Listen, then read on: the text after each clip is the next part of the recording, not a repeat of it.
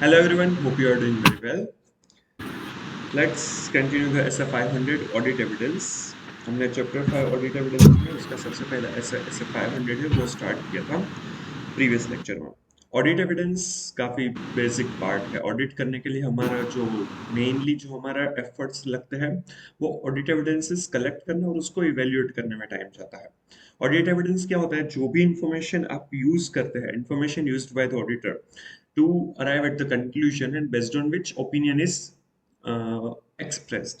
तो जो भी इंफॉर्मेशन का यूज किया जाता है वो सारी की सारी इंफॉर्मेशन ऑडिट एविडेंस है।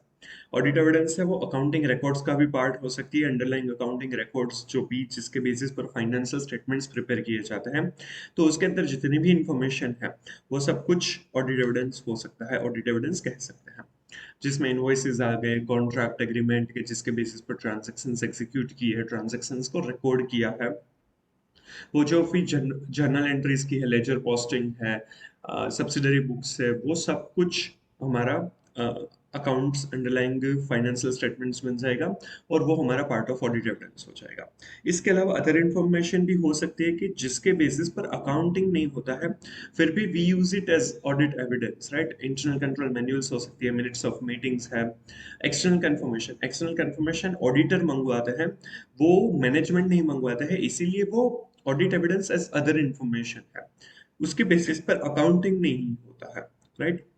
ये इंटरनल ऑडिट रिपोर्ट हो चुका, तो ये सारी चीजें अदर इंफॉर्मेशन में हम कंसिडर कर सकते हैं। ऑडिट एविडेंस, ये जो एस एफ 500 इसका स्कोप या ऑब्जेक्टिव क्या है? To obtain sufficient appropriate audit evidences.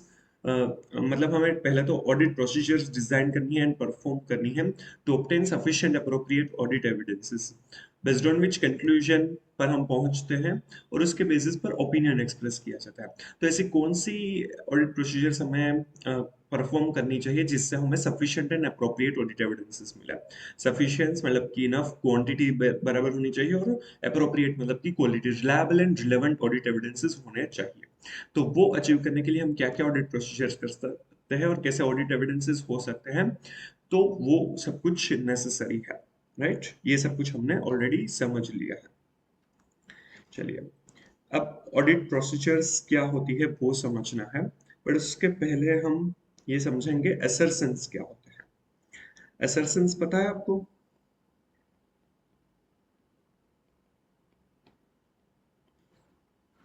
Yes Harsh, assertions क्या होता है? Just meaning, whatever you know.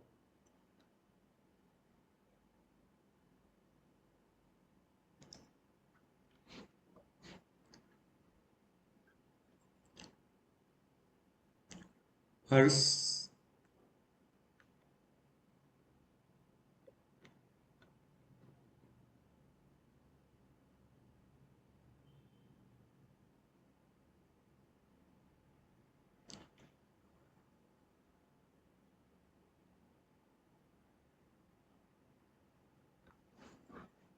ठीक है, चलिए। assertions मतलब कि representations by the management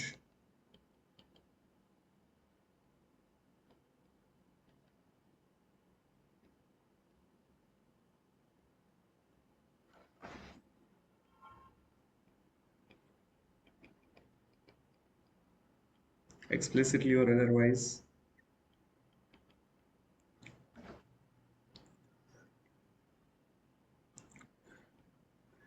embodied in the financial statement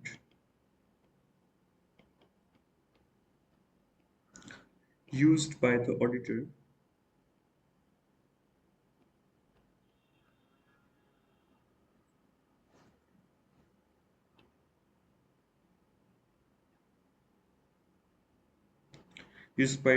to assess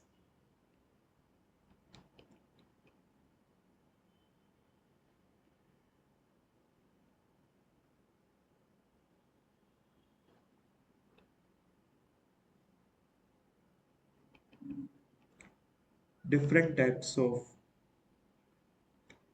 potential misstatements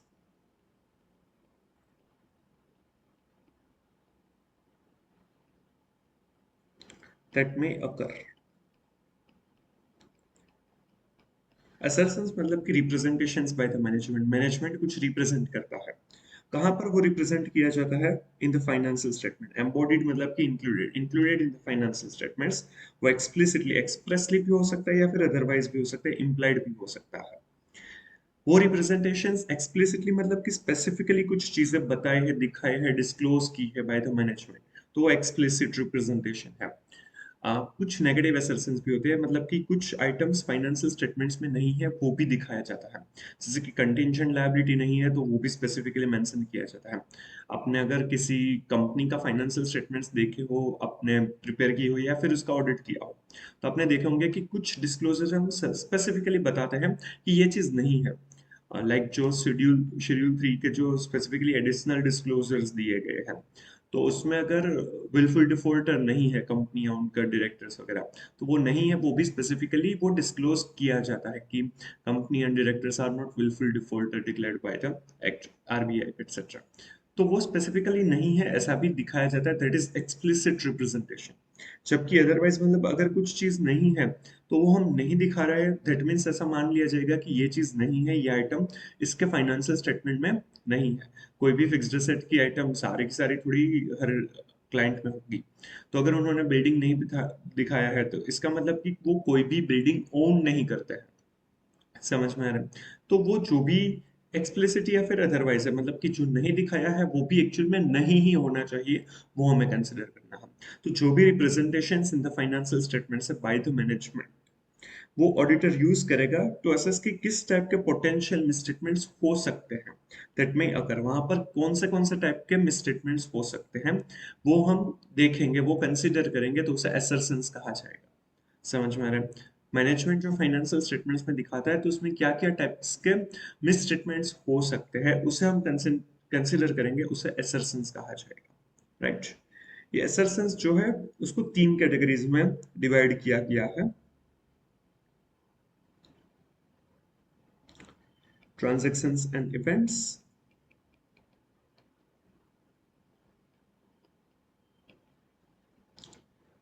account balances, and presentation and disclosure.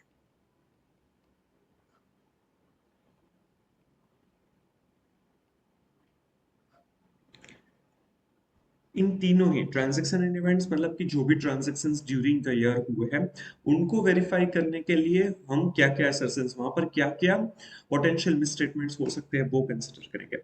Like ये potential misstatements है मतलब कि काइंड ऑफ चेक पॉइंट है या चेकलिस्ट है कि भाई ये चीजें तो हमें देखनी ही है, ये गलतियां तो होनी ही नहीं चाहिए। समझ में आ रहा है? ये डेफिनेशन यहाँ पर जो भी असर्शंस दिए है वो इन जनरल है। इन जनरल ये टाइप के assertions हो सकते हैं in this type of category, मतलब कि जो ट्रांजैक्शन या इवेंट्स हुआ है, परचेस हुआ है ड्यूरिंग द ईयर, उसका पेमेंट किया गया है क्रेडिटर को, तो वो सारे ट्रांजैक्शन एंड इवेंट्स में कवर अप होंगे। Account balance as on 31st March, जो भी बैलेंसेस है असेट्स लायबिलिटीज या इक्विटी की, उसके लिए क्या क्या assertions है, मतलब कि बैलेंस शीट आइटम्स हो जाएगा। और ये जो प्रेजेंटेशन एंड डिस्क्लोजर्स है, मतलब कि ये जो भी पीएनएल है या फिर जो भी बैलेंस शीट है या फिर जो भी फाइनेंशियल स्टेटमेंट का पार्ट है, उसका प्रेजेंटेशन एंड डिस्क्लोजर में क्या क्या मिसस्टेटमेंट्स हो सकते हैं, तो वो उनके असर्शंस हो जाएंगे। राइट? चलिए, तो ट्रांजैक्शन एंड इवेंट्स के असर्शंस है, 5 असर्शंस दिए गए हैं। First one is occurrence. Occurrence मतलब कि जो भी ट्रांजैक्शन है, जो भी इवेंट है, वो एक्चुअल में अकर होने चाहिए,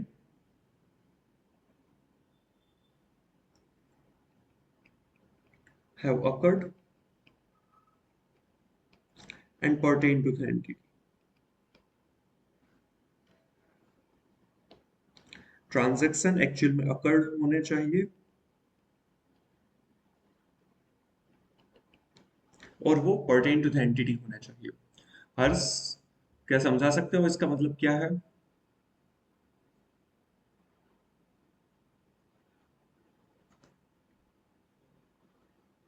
हर्ष लेफ्ट मीटिंग, ठीक है। ट्रांजैक्शंस जो भी है वो अकर होने चाहिए, have occurred, actually have occurred and pertain to the entity। जो भी ट्रांजैक्शन है वो एक्चुअल में अकर ही नहीं हुआ है तो मिसस्टेटमेंट हो सकता है। फॉर एग्जाम्पल, सेल दिखाया हुआ है बट एक्चुअल में जो भी गुड्स डिस्ट्रीब्यूट करने थे, उसकी जो ओनरशिप ट्रांसफर करनी थी, as per S end S consider करें तो रिस्क एंड रिवॉर्ड्स जो पास ऑन होने चाहिए थे वो अगर पास ऑन नहीं हुए हैं तो वहां पर हमें एज ए सेल बुक नहीं कर सकते हैं। तो अगर एंटिटी ने गुड्स एक्चुअल में ट्रांसफर नहीं किया है, उसकी ओनरशिप ट्रांसफर नहीं की है एंड सेल दिखाया हुआ है, उसके इनवॉइसेस है, बट एक्चुअल में सेल अकर नहीं हुआ है, एक्चुअल में गुड्स ट्रांसफर नहीं हुए हैं, उसकी ओनरशिप ट्रांसफर नहीं हुई है, और अगर वो रिकॉर्ड किया that is a fake sales, right? तो वो होना नहीं चाहिए। एक्चुअल में जो ट्रांजैक्शन हुए हैं वही रिकॉर्ड होने चाहिए। और पर्टेन टू द एंटिटी, वो जो भी ट्रांजैक्शन है वो एंटिटी के ही होने चाहिए, किसी और एंटिटी के या फिर और कोई ट्रांजैक्शन रिकॉर्ड नहीं होना चाहिए, राइट? वो नेसेसरी है।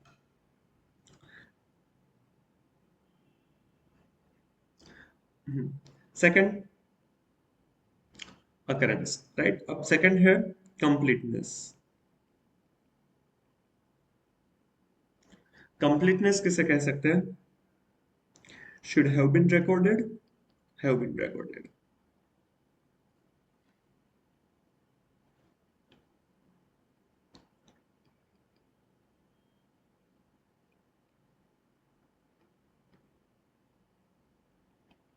जो रिकॉर्ड होने चाहिए थे वो रिकॉर्ड होने चाहिए। जितने परचेज, जितने सेल्स हुए ड्यूरिंग द ईयर वो सारे के सारे रिकॉर्ड होने चाहिए। अगर इस ईयर में जितने भी सेल्स के लिए मतलब कि जितने भी गुड्स के risk and rewards pass on किए गए हैं, जिसकी ओनरशिप ट्रांसफर की गई है, वो सभी एज ए सेल बुक होने चाहिए। सारे के सारे ट्रांजेक्शन कवर अप हो जाने चाहिए, कोई भी ट्रांजेक्शन ओमिट नहीं होना चाहिए। That is completeness. Should have been recorded, have been recorded. Then third, accuracy. Accuracy मतलब कि जो भी डेटा है, जो भी अमाउंट है, वो सही होनी चाहिए। जो भी रिकॉर्ड है, जो भी डेटा है, वो एक्यूरेट होने चाहिए।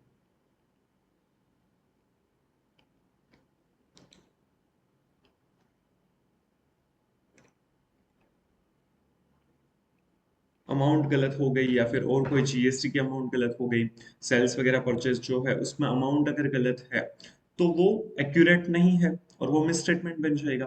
तो हमें ये देखना है कि जो भी डेटा है, जो भी अमाउंट वगैरह है, वो तो सही ही होनी चाहिए। Then fourth, cut off. Cut off मतलब कि करेक्ट अकाउंटिंग पीरियड में रिकॉर्ड होना चाहिए। जिस ईयर का ट्रांजैक्शन है उसी ईयर में वो रिकॉर्ड होना चाहिए। अगर आपने रिस्क एंड रिवॉर्ड्स जो सेल है उस कोई भी गुड्स पास ऑन किया है उसका रिस्क एंड रिवॉर्ड्स अगर 29 मार्च 2025 को ट्रांसफर किए हैं तो उसका सेल जो है वो 24-25 में ही रिकॉर्ड होना चाहिए। इनवॉइस कब इश्यू किया गया है या फिर उसका पेमेंट कब मिला है, that doesn't matter. Risk and rewards जो है उस गुड्स के, वो अगर 29 मार्च 2025 को ट्रांसफर हुए हैं तो वो 24 का ही सेल माना जाएगा। तो वो करेक्ट अकाउंटिंग पीरियड में ही रिकॉर्ड होना चाहिए।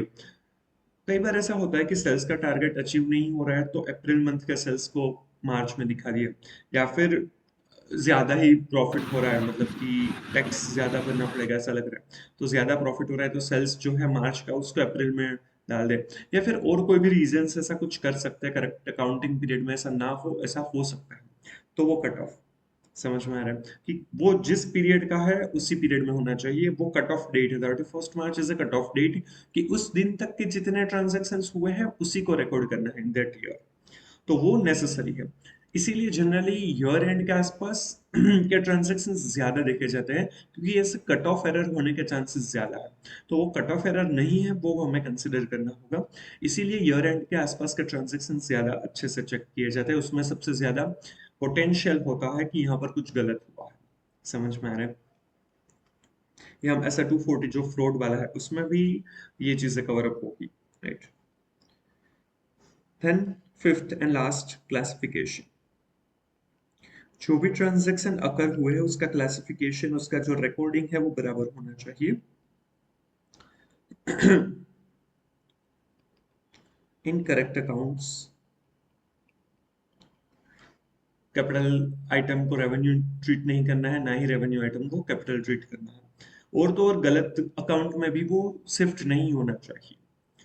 अगर हम ऐसा सोचे कि एक्स को सेल किया था वो वाई के अकाउंट में हमने रिकॉर्ड कर दिया है, तो अमाउंट वगैरह सही है, एक्चुअल में सेल किया भी था, वो गलती से एक्स की जगह पर वाई में रिकॉर्ड कर दिया है, डेटर हमने एक्स की जगह पर वाई कंसिडर किया, तो उसमें ओवरऑल फाइनेंशियल स्टेटमेंट को कुछ भी प्रॉब्लम नहीं होगा, क्योंकि ओवरऑल फाइनेंशियल स्टेटमेंट में जितने डेटर होने चाहिए थे वो बराबर ही दिखेंगे।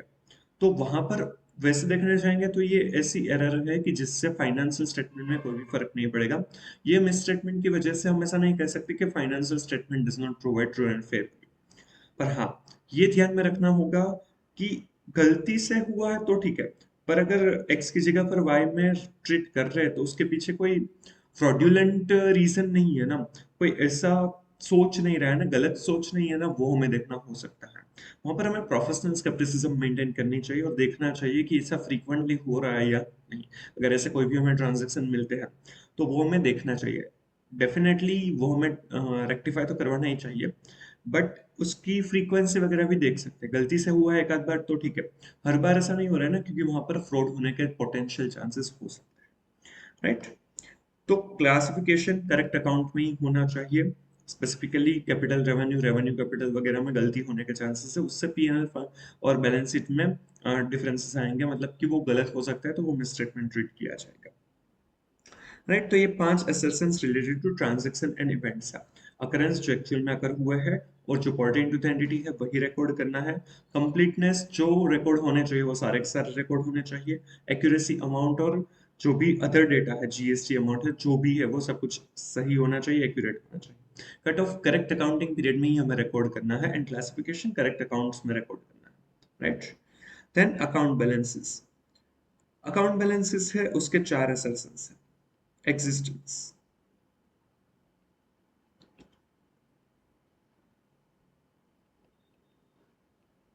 एग्जिस्टेंस मतलब कि जो भी एसेट या लायबिलिटी है या फिर जो भी इक्विटी है वो एक्चुअल में एग्जिस्ट होनी चाहिए, एग्जिस्ट करती होनी चाहिए।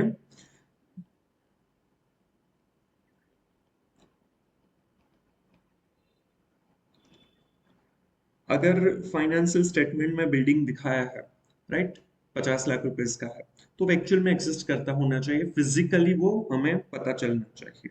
Assets, liabilities and equity should be in existence. वो एक्चुअल में एग्जिस्ट नहीं करता पर भी पर दिखाया, then it is considered as a misstatement, right. Second, completeness. यहाँ पर again same, should have been recorded, have been recorded. जितनी एसेट्स, लायबिलिटीज या फिर कैपिटल है वो जितनी रिकॉर्ड होनी चाहिए वो सब कुछ रिकॉर्ड होनी चाहिए। Should have been recorded, have been recorded.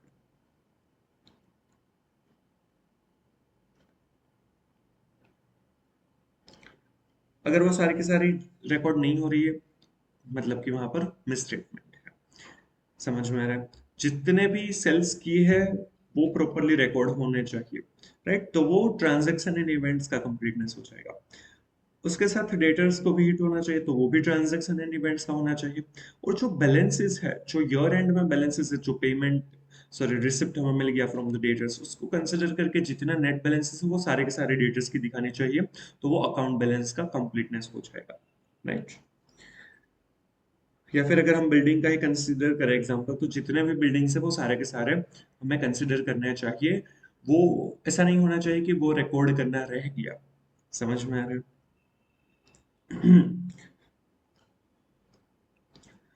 Harsh, can you give an example कि हम अगर बिल्डिंग देख रहे हैं, मतलब कि कोई ऐसे डॉक्यूमेंट्स देख रहे हैं जिससे पता चल सके कि सारे के सारे बिल्डिंग्स रिकॉर्ड नहीं हुए हैं, ऐसा कोई एग्जांपल हो सकता है, ऐसे कोई डॉक्यूमेंट्स हो सकते हैं? Board minutes. पर बिल्डिंग अगर है ही नहीं, मतलब दिखाया नहीं, तो उसके बारे में डिस्कस करें से जरूरी, डिपेंड्स, मतलब हर बार तो नहीं डिस्कस। मतलब बोर्ड में तो इंडिपेंडेंट डायरेक्टर्स भी होंगे तो सबको तो हाँ, मतलब वो बोर्ड मतलब लेना पड़ेगा ना कॉन्फिडेंस में। परचेस कर रहे हैं तो ऐसा आएगा, पर हर साल तो परचेस नहीं करेंगे ना ऐसे बिल्डिंग्स। वो पहले से ही है, मतलब हमने ऑडिट स्टार्ट किया उसके पहले ही बिल्डिंग है, उसका यूज भी हो रहा है, राइट, पर हमें कैसे पता चलेगा? लाइक बोर्ड मीटिंग हर बार तो वो डिस्कस ऐसा नहीं करेंगे कि हमने ये छुपाया छुपाया हुआ है, ये बिल्डिंग ऑडिटर को पता ही नहीं है,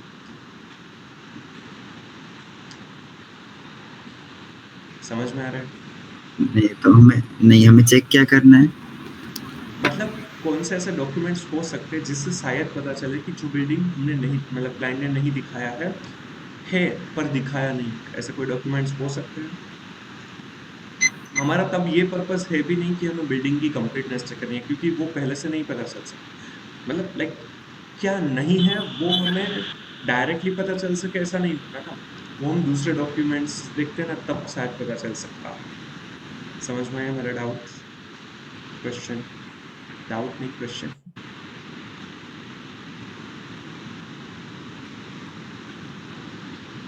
हाँ हाँ। हाँ, समझ में तो आया। मतलब हम चेक कुछ और कर रहे हैं बट वहां से शायद पता चल सकता है कि भाई ये बिल्डिंग तो दिखाई नहीं है, ये तो मतलब फिक्स्ड एसेट्स में है ही नहीं, पीपी में है ही नहीं।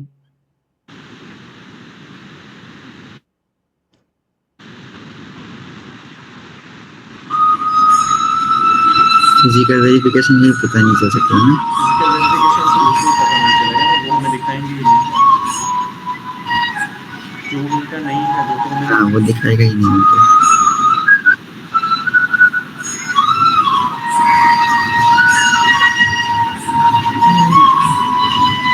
वहां से बिल्डिंग की ओनरशिप पता चल सकती है, ऐसे कोई डॉक्यूमेंट्स हम चेक कर रहे हैं तो पता चलेगा। ऐसा कौन से डॉक्यूमेंट्स हो सकते हैं वो जो हमें देंगे भी सही, मतलब बार बार देंगे ऐसा जरूरी नहीं, बट गलती से दे सकते हैं।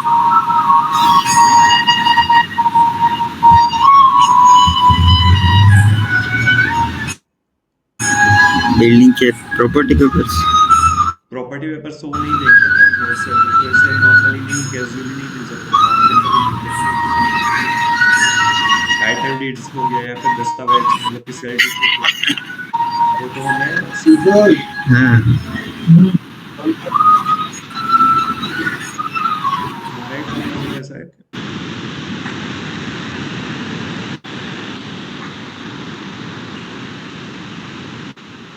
इलेक्ट्रिसिटी बिल हो सकता है, इलेक्ट्रिसिटी बिल हम बंद हो देखते गया हैं सर। नॉर्मली कि चलो जो प्रीमाइस पर हमें पता है कि काम चल रहा है उसका इलेक्ट्रिसिटी बिल फाइन, बट उसके अलावा भी अगर कोई इलेक्ट्रिसिटी बिल आ रहा है और वो गलती से रिकॉर्ड उसी ने कर रहा है, गलती से या फिर जानबूझकर वॉटेवर, उनको ऐसा है कि भाई ऑडिटर को कहीं पता चलेगा, या फिर उनको पता ही नहीं है कि ये दिखाने से भी शायद ऑडिटर को पता चल सकता है, तो वो हो सकता है। समझ में आ रहा है?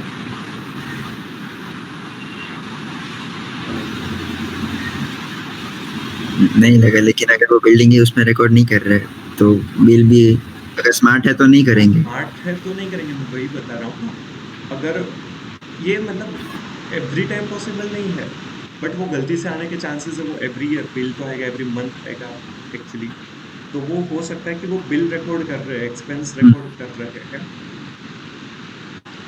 राइट, बट उसका बिल्डिंग कोई भी रीजन से नहीं दिखा रहा है, वॉट एवर रीजन, तो वो हो सकता है, क्योंकि वो बेनामी प्रॉपर्टी वगैरह भी आ सकता है ना, टाइटल डीड्स वो भी एक्चुअल में अभी डिस्क्लोज करना शेड्यूल 3 के हिसाब से नेसेसरी है, हाँ। जिसके टाइटल डीड्स कंपनी के नाम पर नहीं है। तो ऐसे कोई भी प्रॉब्लम है, बेनामी प्रॉपर्टी वगैरह कुछ नहीं है बट उसका बिल दिखा रहा है, तो वो हो सकता है रीजन। या फिर प्रॉपर्टी टैक्स के भी पेपर्स हो सकते हैं, मतलब कि प्रॉपर्टी टैक्स जो है वो रिकॉर्ड कर रहे हैं बट वो नहीं दिखाया कोई भी रीजन से बुक में वो बिल्डिंग, तो वो भी ऐसे डॉक्यूमेंट हो सकते हैं जहाँ जहाँ पर हम स्पेसिफिकली नहीं देख रहे हैं कि ये बिल्डिंग एंटिटी का है या नहीं, बट वो डॉक्यूमेंट से पता चल सकता है।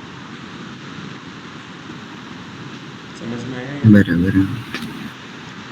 उसके पीछे के रीजन, बिल्डिंग नहीं दिखाने के पीछे के रीजन ऐसा कुछ हो सकता है, लाइक कई बार वो इन्वेस्टमेंट अगर बहुत ज्यादा बढ़ जाता है तो कुछ कैटेगरीज के बेनिफिट नहीं मिलते ना, वो सब्सिडीज ग्रांट्स नहीं मिलती, लिमिट्स जैसे रहती है, जैसे एमएसएमईज बनने के लिए प्लांट वगैरह में कितना आपका इन्वेस्टमेंट है वो देखा जाता है, वैसे कुछ गवर्नमेंट स्कीम्स होती है या फिर कुछ ऐसे बेनिफिट्स मिलते हैं, कई बार इन्वेस्टमेंट आपके अगर थोड़ा सा भी बढ़ जाता है तो आपको कुछ बेनिफिट्स नहीं मिल पाते, तो वो कैटेगरी में फॉल ना हो इसीलिए कई बार वो नहीं दिखाते, यूज कर रहे हैं फिर भी नहीं दिखा रहे, ऐसा कुछ हो सकता है।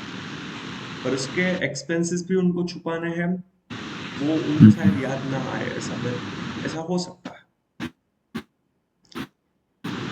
जैसे कई बार हो जाता है ना कि एम्प्लॉयज है वो छुट्टी मार के गया है, तबीयत खराब है, और फिर इंस्टाग्राम पर ही पोस्ट कर देते हैं घूमने की, तो ऐसा यहाँ पर भी कुछ हो सकता है।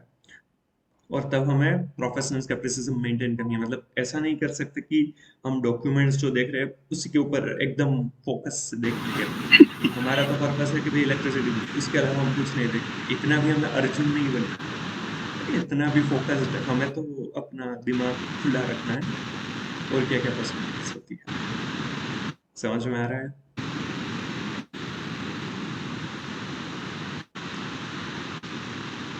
Clear?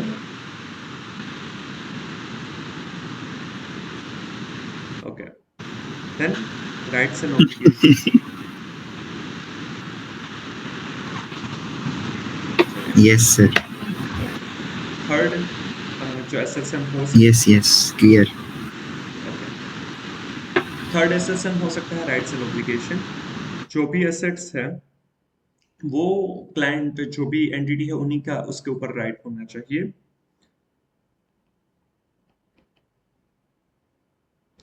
Right of the assets of entity, और जो भी लायबिलिटी दिखाई है, राइट, वो एंटिटी की ही ऑब्लिगेशन होनी चाहिए।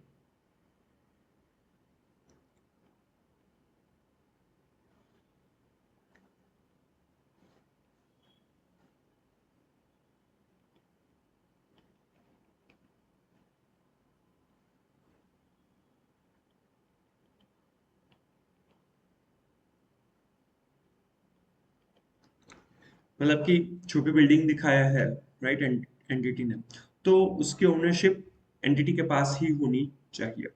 सेल डीड तो उसके लिए हमें देखना ही चाहिए, राइट, उनसे पता चलेगा कि बिल्डिंग इन्होंने ही परचेस किया था या नहीं। बट वो सेल डीड पुराना हो सकता है, तो actually every year title deeds वगैरह जो भी है, उसके ऐसे कुछ भी डॉक्यूमेंट्स देखे जाते हैं जिससे पता चले कि हाँ भाई ये बिल्डिंग एंटिटी के नाम पर ही है अभी भी, करंटली भी, राइट।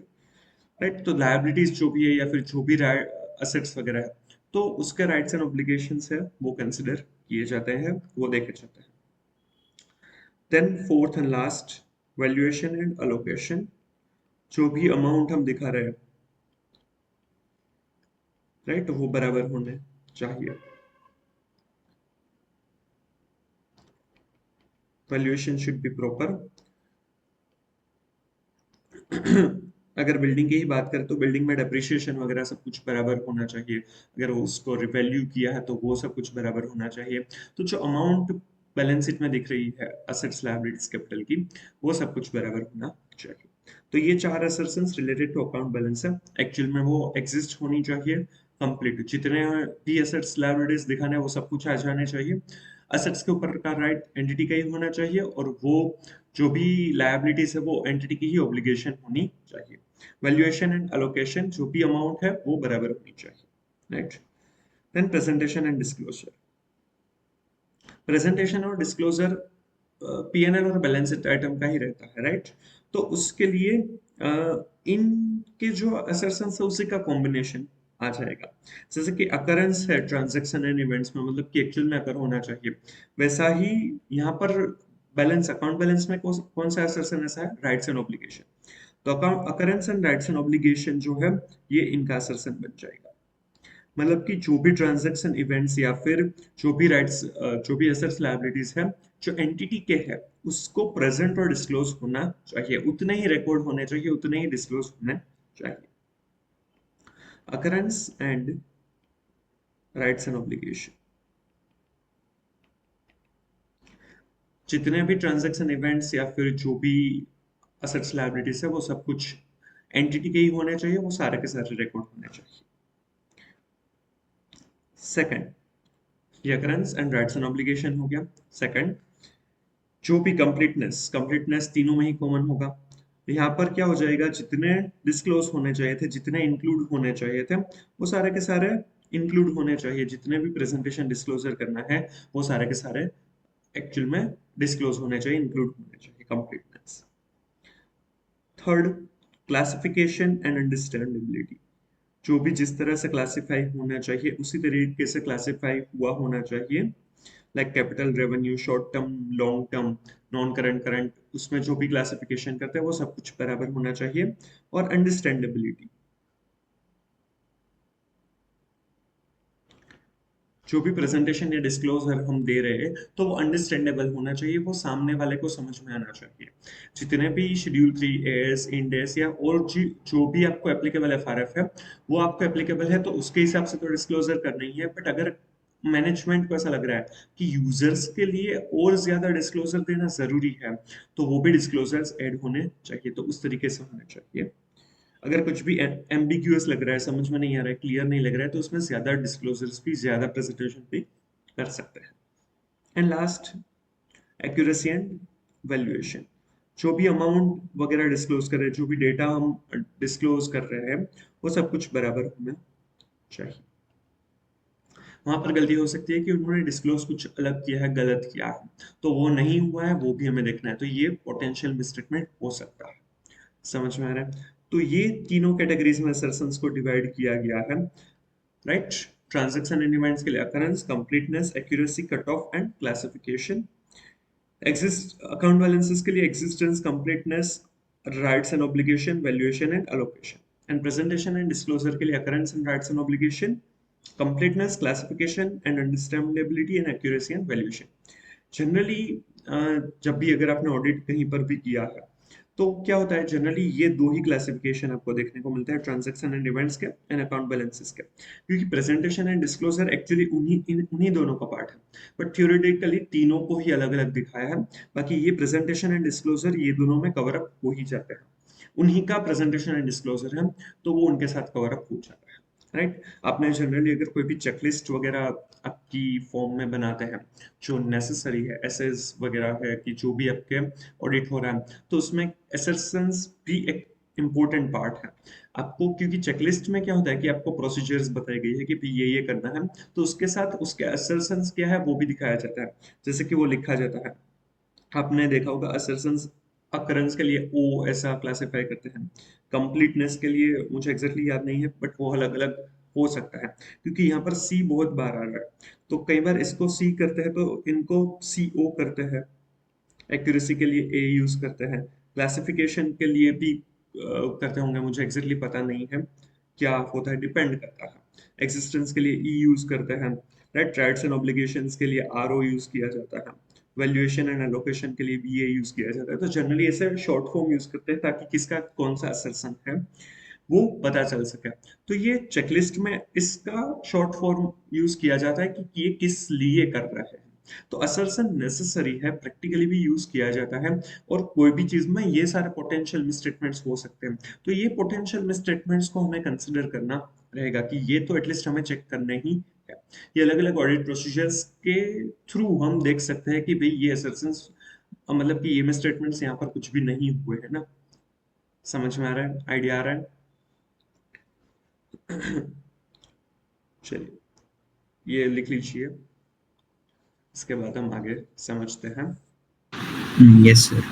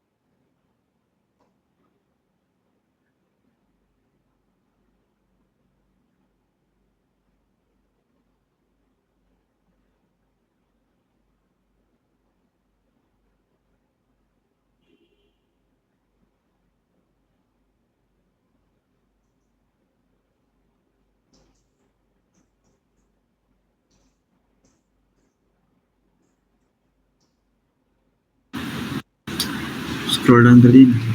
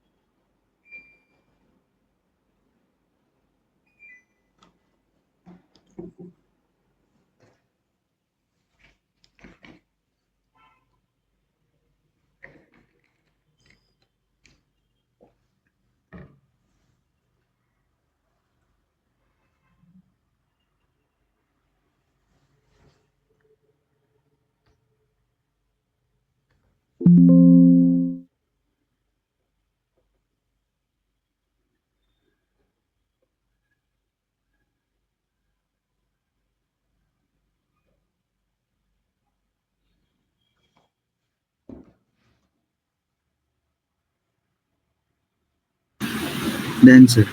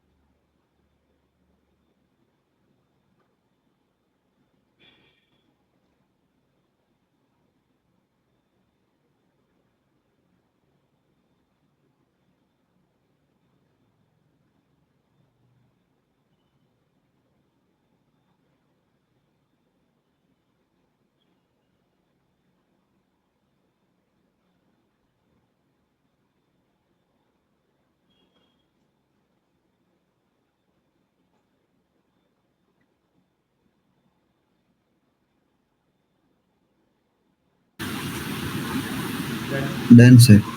ओके, कोई डाउट?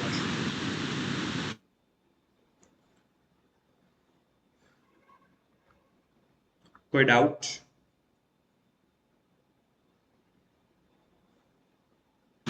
No sir. ओके, तो ये जो भी हमारा SF500 है, ऑडिट एविडेंस, राइट? तो उसका रिक्वायरमेंट है कि भाई हमें sufficient appropriate audit evidences obtain करने हैं, तो उसके लिए ऑडिट प्रोसीजर्स परफॉर्म की जाती है।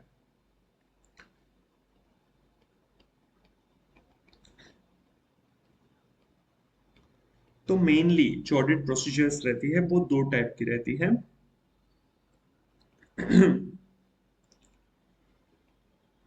Risk assessment procedure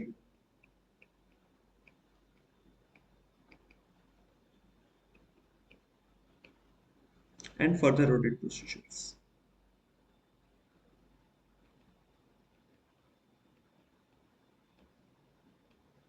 risk assessment procedures जो है वो क्या होता है?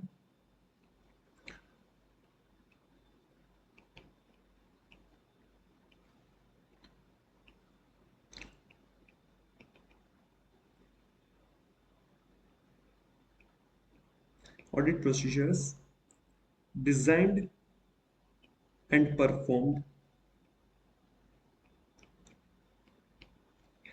to obtain understanding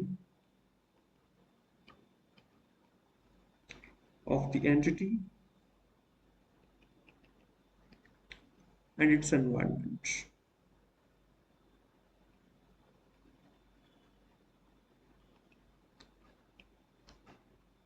including its internal control.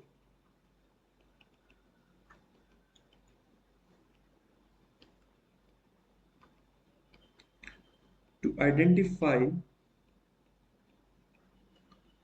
and assess the risk of material misstatement, to identify and assess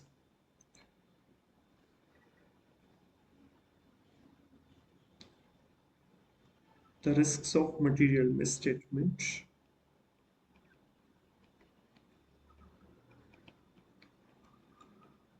और मटेरियल मिसस्टेटमेंट का साथ ये चीज आनी चाहिए ड्यू टू फ्रॉड और error, whether due to fraud और एरर।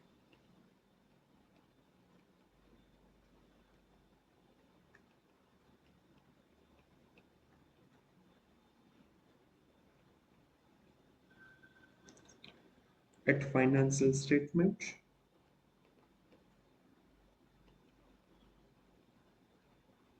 and assertion level.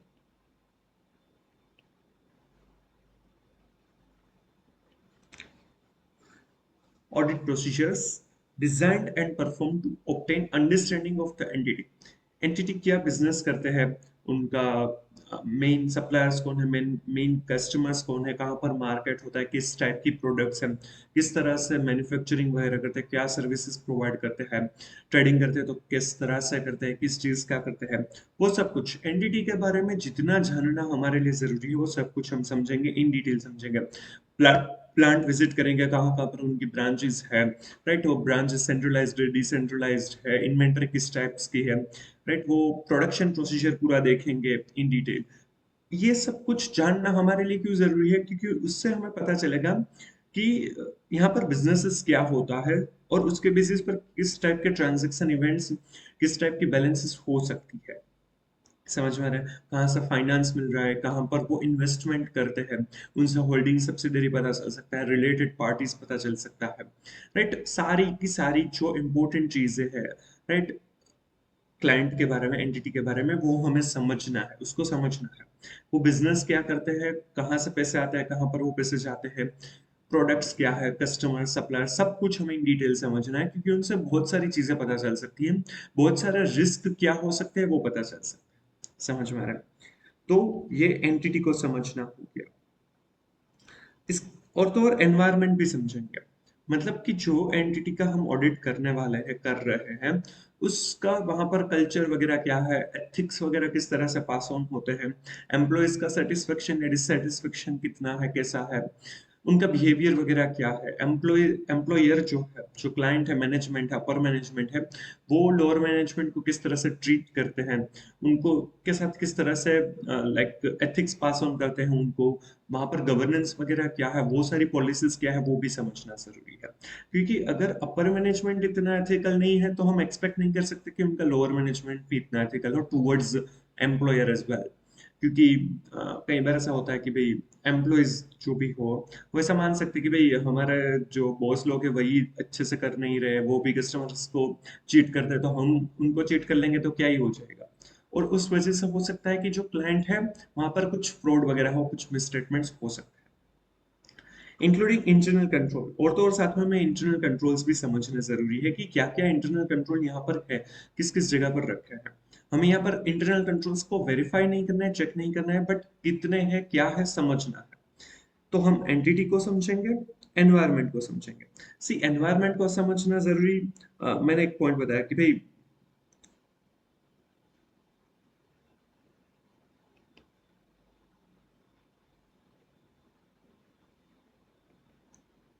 मैंने एक पॉइंट बताया कि भाई एम्प्लॉयज है वो सेटिस्फाइड या डिससेटिस्फाइड हो सकता है। कई बार हम जाते हैं तो ही पता चल जाता है कि जो एम्प्लॉयज है वो डिससेटिस्फाइड है, मतलब कि उनको काम करने का मूड नहीं है, मतलब सिर्फ गालियां देते रहते हैं अपने मैनेजर वगैरह को, सैलरी कम है ऐसा रोकते रहते हैं। तो उनसे क्या पता चल सकता है कि वो फ्रॉड या फिर एरर कर सकते हैं। वो अगर डिससेटिस्फाइड है और उसमें बदला लेने की अगर भावना है तो वो ऐसा हो सकता है कि फ्रॉड करेंगे, राइट। कुछ गफला करेंगे, उनको ऐसा लग रहा है कि भाई मुझे इनफ पेमेंट नहीं दिया जाता, मेरी सैलरी कम है और अपॉर्चुनिटी मिलती है, तो वो फ्रॉड कर सकते हैं। तो अगर डिससेटिस्फाइड एम्प्लॉय है तो वहां पर फ्रॉड के चांसेस बढ़ जाता है, प्लस एरर के भी चांसेस बढ़ जाते हैं। कि अगर उसमें हिम्मत नहीं है फ्रॉड करने की, राइट, बट मजा भी नहीं आ रहा है काम करने के लिए, वो ऐसा नहीं मान रहा है कि काम करना जरूरी है, मैं काम करूंगा तो ही मुझे पैसे मिलने चाहिए या फिर मुझे मेहनत करनी चाहिए। अगर वो ऐसा नहीं मान रहा है, मतलब करने के लिए कर रहा है, अगर 10 to 5 की जॉब है तो 10 to 5 बस आ रहा है, कंप्यूटर पर देख रहा है स्क्रीन पर, तो वो काम अच्छे से नहीं करेगा, तो वहां पर एरर होने के चांसेस है। मतलब उसको ऐसा ही फील होता है वो कि मेरा क्या जाता है, मुझे क्या है, मुझे तो सिर्फ ये इतना टाइम 8 घंटे देने हैं, वो मैं 8 घंटे यहाँ पर बैठूंगा बस और फिर पैसे लेकर चला जाऊंगा। तो वहां पर एरर्स होने के भी चांसेस ज्यादा हो जाते हैं। तो डिससेटिस्फाइड एम्प्लॉय है वो एनवायरनमेंट के बारे में हमें बताता है कि यहाँ पर किस टाइप के मिसस्टेटमेंट्स हो सकते हैं।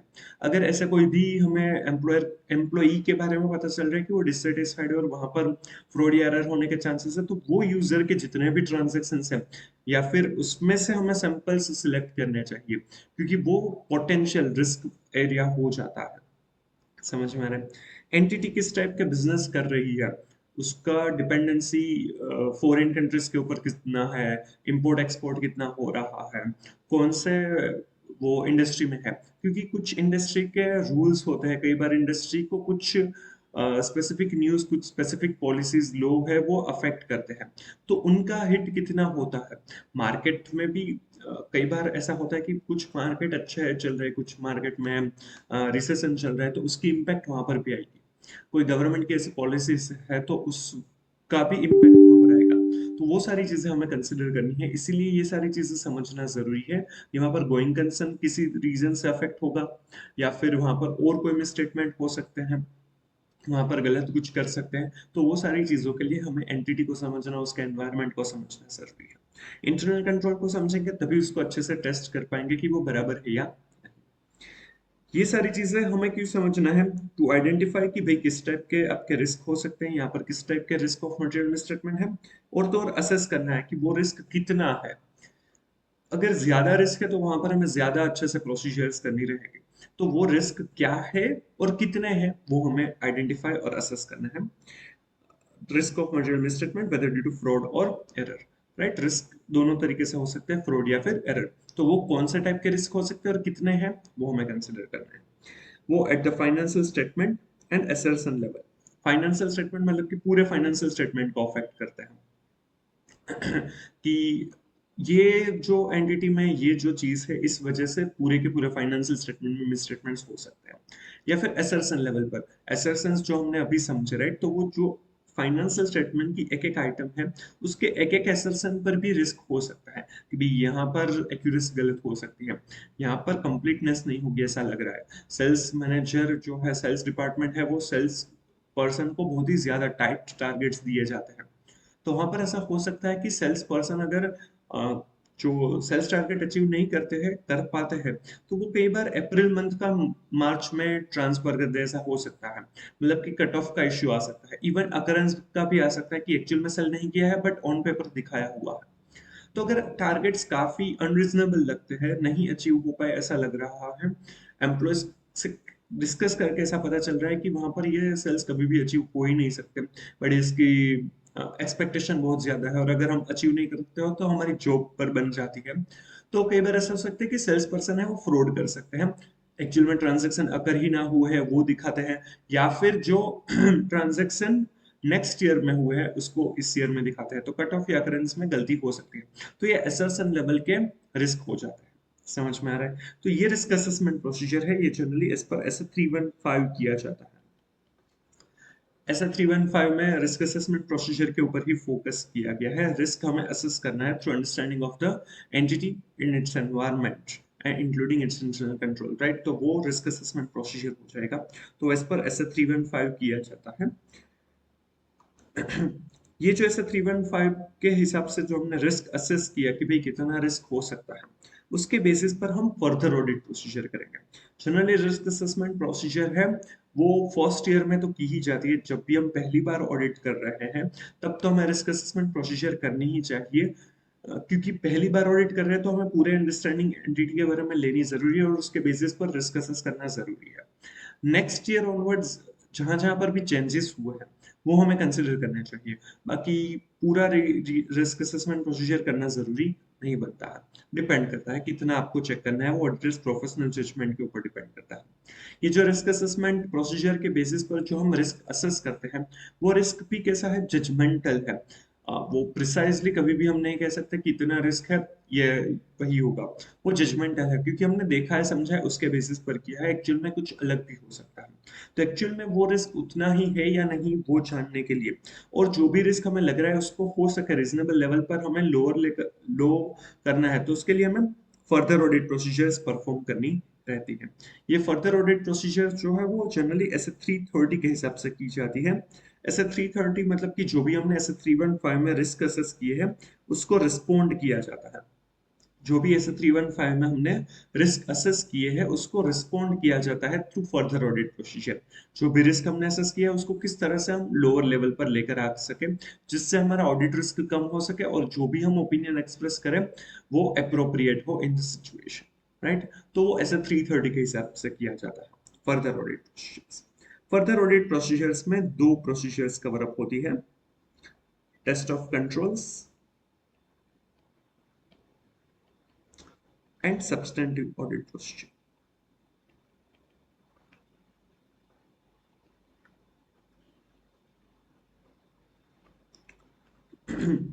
टेस्ट ऑफ कंट्रोल्स में हम कंट्रोल्स को चेक करते हैं, जो भी हमने रिस्क असेसमेंट प्रोसीजर के दरमियान जो भी हमने इंटरनल कंट्रोल की अंडरस्टैंडिंग ली है उसको हम चेक करते हैं, टेस्ट करते हैं कि whether they are operating effective और नॉट। तो टेस्ट ऑफ कंट्रोल्स में हम क्या करते हैं, audit procedures performed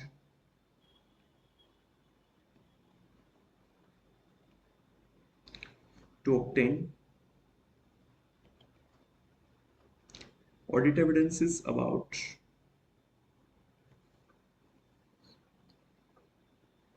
operating effectiveness of internal control in preventing or detecting and correcting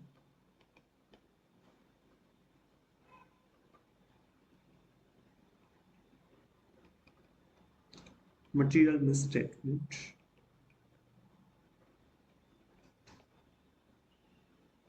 at assertion level।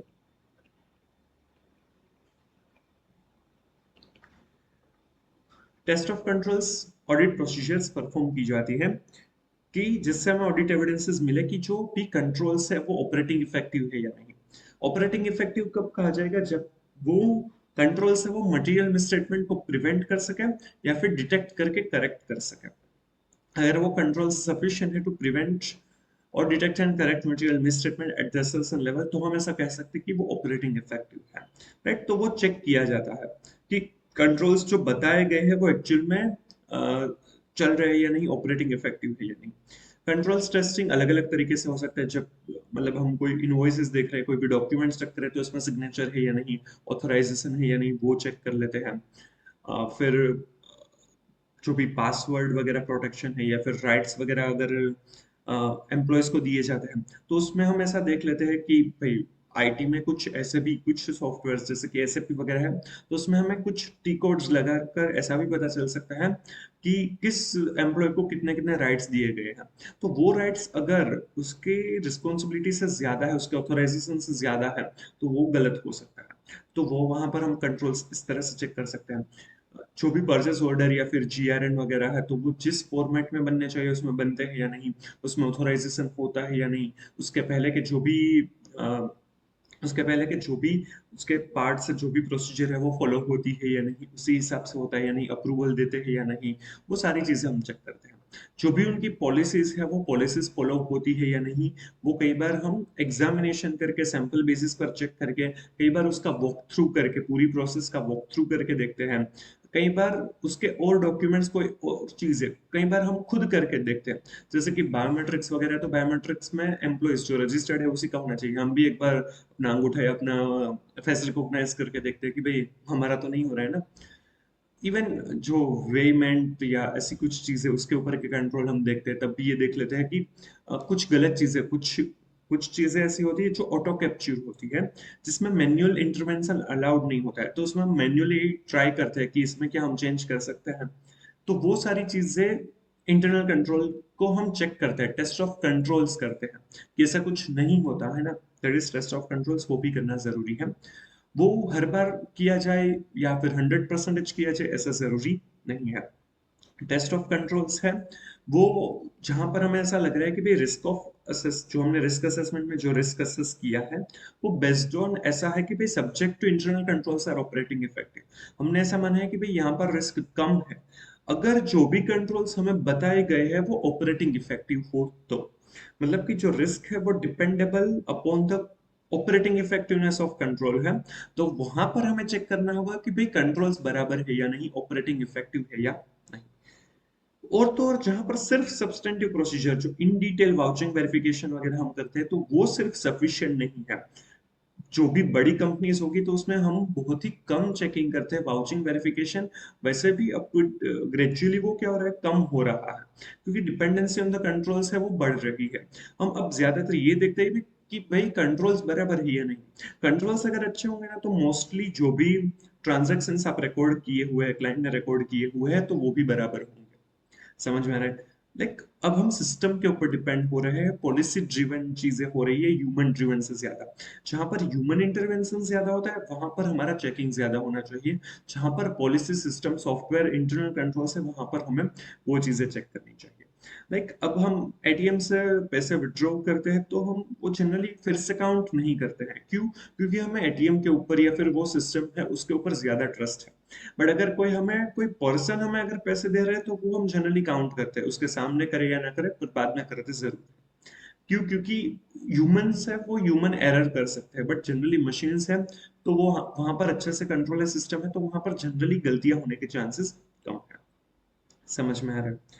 तो ये चीजें रहती है, तो इसीलिए टेस्ट ऑफ कंट्रोल्स है वो रिस्क जो भी हमने असेस किया उसको, उसका सब्जेक्ट टू उसके लिए कंडीशन है कि भी कंट्रोल्स अच्छे होने चाहिए, तब हम टेस्ट ऑफ कंट्रोल्स करते हैं। और जहां पर सब्सटेंटिव प्रोसीजर सफिशिएंट नहीं है, सिर्फ उसको करके हमें प्रॉपर एविडेंसेस नहीं मिलेंगे, सेटिस्फेक्शन नहीं मिलेगा, तब इंटरनल कंट्रोल्स को चेक किया जाता है, तो तब टेस्ट ऑफ कंट्रोल से वो नेसेसरी बन जाती है, right.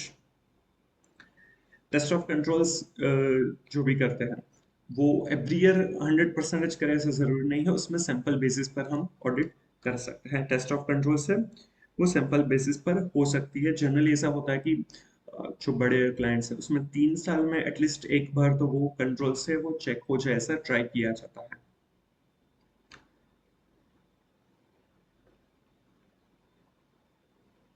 May be performed on sample basis. अब सैंपलिंग कितना करना वो सब कुछ के लिए SF 530 का गाइडेंस दिया हुआ है जो हम पढ़ेंगे। तो सैंपल बेसिस पर भी ये किया जाता है, वो ऑडिटर्स के प्रोफेशनल जजमेंट के ऊपर डिपेंड किया जाता है। चलिए, तो ये टेस्ट ऑफ कंट्रोल्स है। और जो भी हमने रिस्क असेस किया है और जो भी हमने कंट्रोल्स देखे हैं, टेस्ट किया है, उसके बेसिस पर substantive audit procedure in detail check किया जाता है। सब्सटेंटिव ऑडिट प्रोसीजर का मीनिंग क्या है? Audit procedures performed to detect material misstatement at assertion level.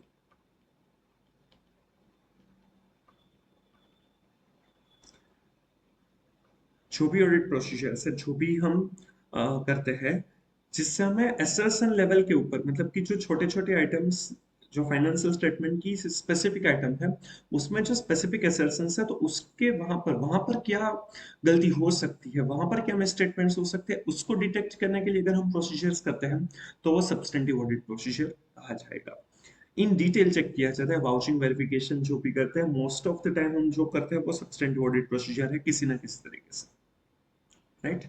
Substantive audit procedure है वो कंपल्सरी है, need to be perform every year in each and every client. वो हर क्लाइंट में सब्सटेंटिव प्रोसीजर तो आपको करनी ही पड़ेगी।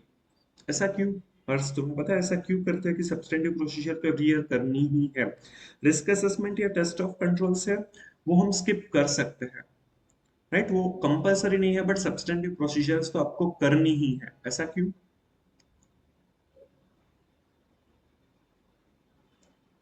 वही मेजोरिटी कंफर्ट देते हैं हमको कि हाँ, मिसस्टेटमेंट नहीं है कोई। ओके। मतलब और लॉजिकल रीजन, मतलब कि तो हम रिस्क असेसमेंट और टेस्ट ऑफ कंट्रोल्स कर लेंगे सिर्फ तो नहीं चलेगा। उनसे नहीं आ सकता कि भाई हमारा रिस्क बहुत कम है और हमने कंट्रोल्स देख लिया।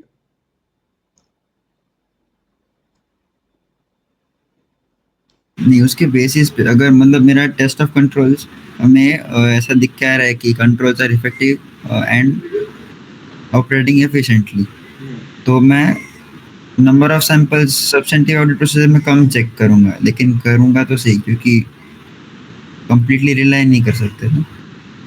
हम ऐसा पढ़ने में तो कर लेते हैं ना कि हमें तो सब कुछ समझ में आ गया, फिर प्रैक्टिस नहीं करते करते। नहीं, ऐसा नहीं करते ना सर। करते हैं, सारे लोग ऐसे ही करते हैं। प्रैक्टिकल क्वेश्चंस फिर ऑडिट ही दिए जाते हैं ना। कोई कंप्यूटर थोड़ी करता है। वहां पर सब्सटेंटिव प्रोसीजर ऑलमोस्ट जीरो रहती है। टेस्ट ऑफ कंट्रोल्स मतलब अंडरस्टैंडिंग के ऊपर ही हम तो डिपेंड करते हैं, भले ही रिस्क तो बहुत ही ज्यादा है सीए फिर भी।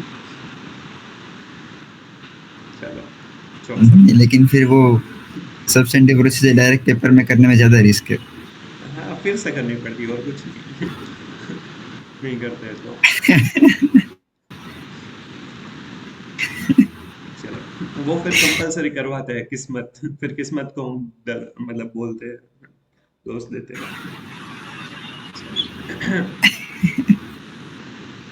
हाँ, तो सब्सटेंटिव ऑडिट प्रोसीजर इनसे भी ज्यादा लॉजिकल रीजन ये है। देखिए, रिस्क असेसमेंट प्रोसीजर हम सबसे पहले देखते हैं। तो जो रिस्क है वो कैसा है? जजमेंटल है, राइट। ये ऑडिटर्स के जजमेंट के ऊपर डिपेंड करता है कि भाई कितना रिस्क है। वो शायद हो सकता है कि मुझे रिस्क ज्यादा लगे और किसी ऑडिटर को कम लगे, ऐसा हो सकता है।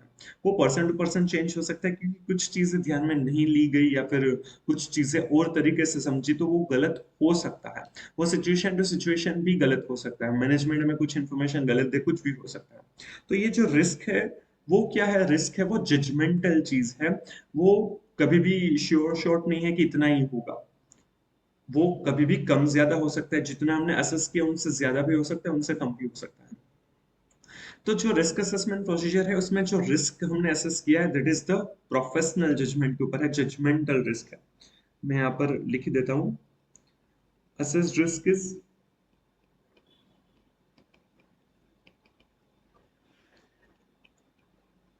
judgmental and not of precise calculation. हम कभी भी ऐसा नहीं कह सकते कि जो हमने रिस्क असेस किया है वही सही है, इससे ज्यादा हो ही नहीं सकता, इससे कम भी नहीं होगा, इससे ज्यादा भी नहीं होगा। वो जजमेंटल है, वो कुछ भी चेंज हो सकता है, क्योंकि जब भी हम अंडरस्टैंडिंग लेंगे वो स्टार्टिंग ऑफ द ऑडिट में जब भी किया जाता है। Risk assessment procedure generally starting of the audit, even before starting the audit हम कह सकते हैं कि किया जाता है, कि और कोई प्रोसीजर से पहले रिस्क असेसमेंट प्रोसीजर किया जाता है, पूरा इन डिटेल समझा जाता है। बट जब हम समझते हैं तब हमें जो भी मैनेजमेंट है, जो भी क्लाइंट है, वो सब कुछ सही सही अच्छा अच्छा ही दिखाता है। वो सारी चीजें हमें नहीं पता चल सकती, क्योंकि उस टाइम पर हम मोस्टली अपर मैनेजमेंट या फिर जो सीनियर पर्सन है उसी के साथ डिस्कस करते हैं। धीरे धीरे हम ऑडिट करते हैं तब हमें बहुत सारी चीजें पता चलती है जो हमें at the time of risk assessment नहीं पता। समझ में आ रहा है? तो वो जजमेंटल है, वो कभी भी श्योर शॉट पता नहीं चलेगा, तो वो रिस्क जजमेंटल है। तो वो ऐसा ही है, हमें नहीं पता है। तो एक्चुअल में ऐसा है या नहीं वो कब हमें पता चलेगा, जब हम सब्सटेंटिव ऑडिट प्रोसीजर परफॉर्म करेंगे। राइट। सेकंड, ये जो हम टेस्ट ऑफ कंट्रोल्स कर रहे हैं, तो कंट्रोल्स की भी खुद की इनहेरेंट लिमिटेशन है। कंट्रोल्स अगर ऑपरेटिंग इफेक्टिव है तो हम ऐसा मान सकते हैं कि भाई सब कुछ बराबर है, यहाँ पर कुछ भी गलती नहीं है, ऑपरेटिंग इफेक्टिव है, बराबर है, सब कुछ सेटिस्फेक्शन है। बट उसकी भी कुछ ना कुछ इनहेरेंट लिमिटेशन है, कुछ ना कुछ ग्लिचेस, कुछ ना कुछ बग्स, कुछ ना कुछ लूप होल्स उसमें रह ही जाएंगे। मैनेजमेंट इंटरनल कंट्रोल्स को बाईपास भी कर सकता है, तो वो गलतियां होने के हर बार चांसेस है। तो वो गलती ना हो, उसमें कुछ भी लूपहोल्स ना रहे, इनहेरेंट लिमिटेशन ना रहे, मतलब रहेंगे तो सही, बट नहीं है या नहीं वो हम कैसे डिसाइड करेंगे? सब्सटेंटिव ऑडिट प्रोसीजर से।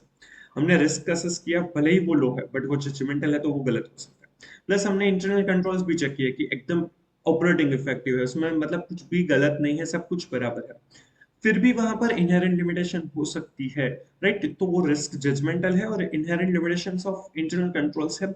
उसी वजह से सिर्फ टेस्ट ऑफ कंट्रोल या सिर्फ रिस्क असेसमेंट या सिर्फ वो दोनों चीजें करके नहीं चलेगा, हमें सब्सटेंटिव ऑडिट प्रोसीजर्स तो करनी ही पड़ेगी। वो दोनों ही ऐसी चीजें हैं जिसमें गलती होने के चांसेस हैं, इसीलिए वो है या नहीं वो चेक करने के लिए हमें substantive audit procedure compulsorily every year follow करनी ही रहेगी। Right.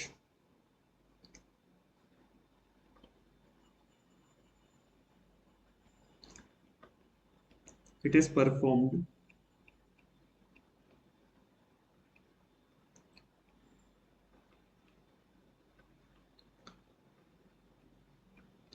as assessed risk is judgmental, जो गलत हो सकता है, एंड इंटरनल कंट्रोल्स चाहे कितने भी अच्छे हो, राइट, इंटरनल कंट्रोल्स की इनहेरेंट लिमिटेशन रहती ही है।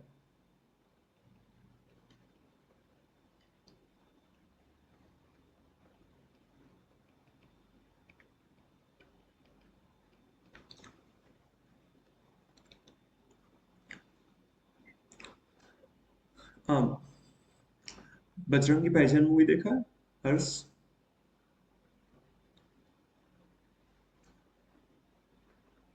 हाँ। तो उसमें वो जो सलमान खान मुन्नी को लेकर जाते हैं ना, पाकिस्तान बॉर्डर क्रॉस करते हैं।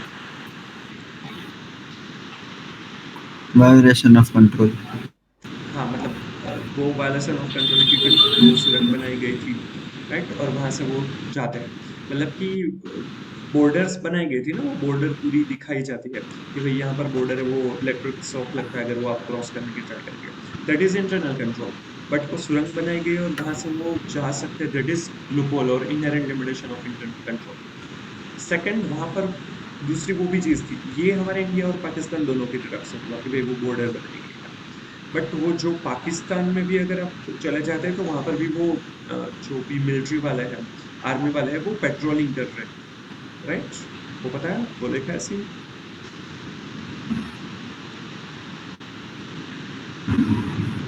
एग्जैक्टली याद नहीं है लेकिन हाँ। मतलब ठीक है। वहां पर वो भी था कि सुरंग आपको क्रॉस करनी है और वो 10 मिनट बाद वहां पर पेट्रोलिंग करने आते हैं, तो वो 10 मिनट के टाइम के अंदर ही आपको वो बॉर्डर पार करके पाकिस्तान में कहीं पर छुप जाना है, मतलब कि भाग जाना है वहां से, और वो रात के अंदर नहीं किया है तो वो पकड़े जाने के चांसेस भी कम है।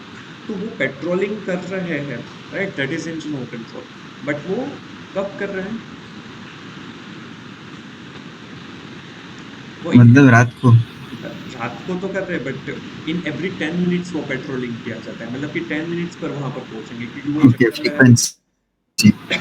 तो वो 10 मिनट में चक्कर लगा रहे हैं, तो 10 मिनट का टाइम गेप है वहां पर, समझ में आ रहा है? तो वो टाइम गेप का मिस यूज हम्म। किया जा रहा है वहां पर। That is loop hole in internal control. मतलब कि जो भी टेररिस्ट वगैरह आते हैं, राइट, इंडिया में आ जाते हैं, तो वो क्या होता है, loop hole in internal control की वजह से ही आ जा रहे हैं। जितने भी हैक्स हो रहे हैं, स्कैम्स हो रहे हैं, वो किसी ना किसी तरीके से तो लूपहोल का ही हाँ। मिसयूज किया जाता है। स्कैम 92 हुआ या फिर और कोई भी स्कैम हुआ, कहीं ना कहीं तो यही है ना कि इसमें कुछ ना कुछ इंटरनल कंट्रोल के लूपहोल है, कुछ ना कुछ इनकरेंट इन्फॉर्मेशन। तो उसी की वजह से हमें सब्सटैंटिव ऑडिट प्रोसीजर करना कंपलसरी है, राइट। इसके अंदर सब्सटैंटिव ऑडिट प्रोसीजर्स जो है उसके अंदर भी दो टाइप्स की प्रोसीजर्स कवर अप होती हैं। Yes sir. Test of details and substantive analytical procedure.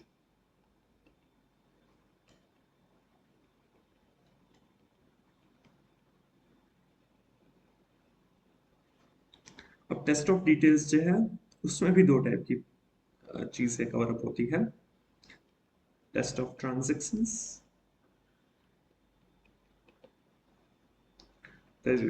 Vouching.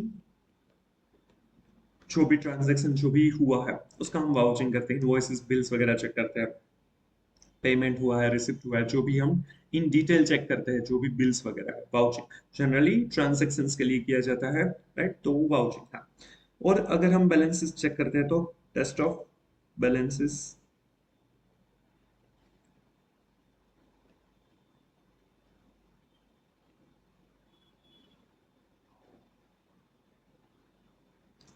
That is verification,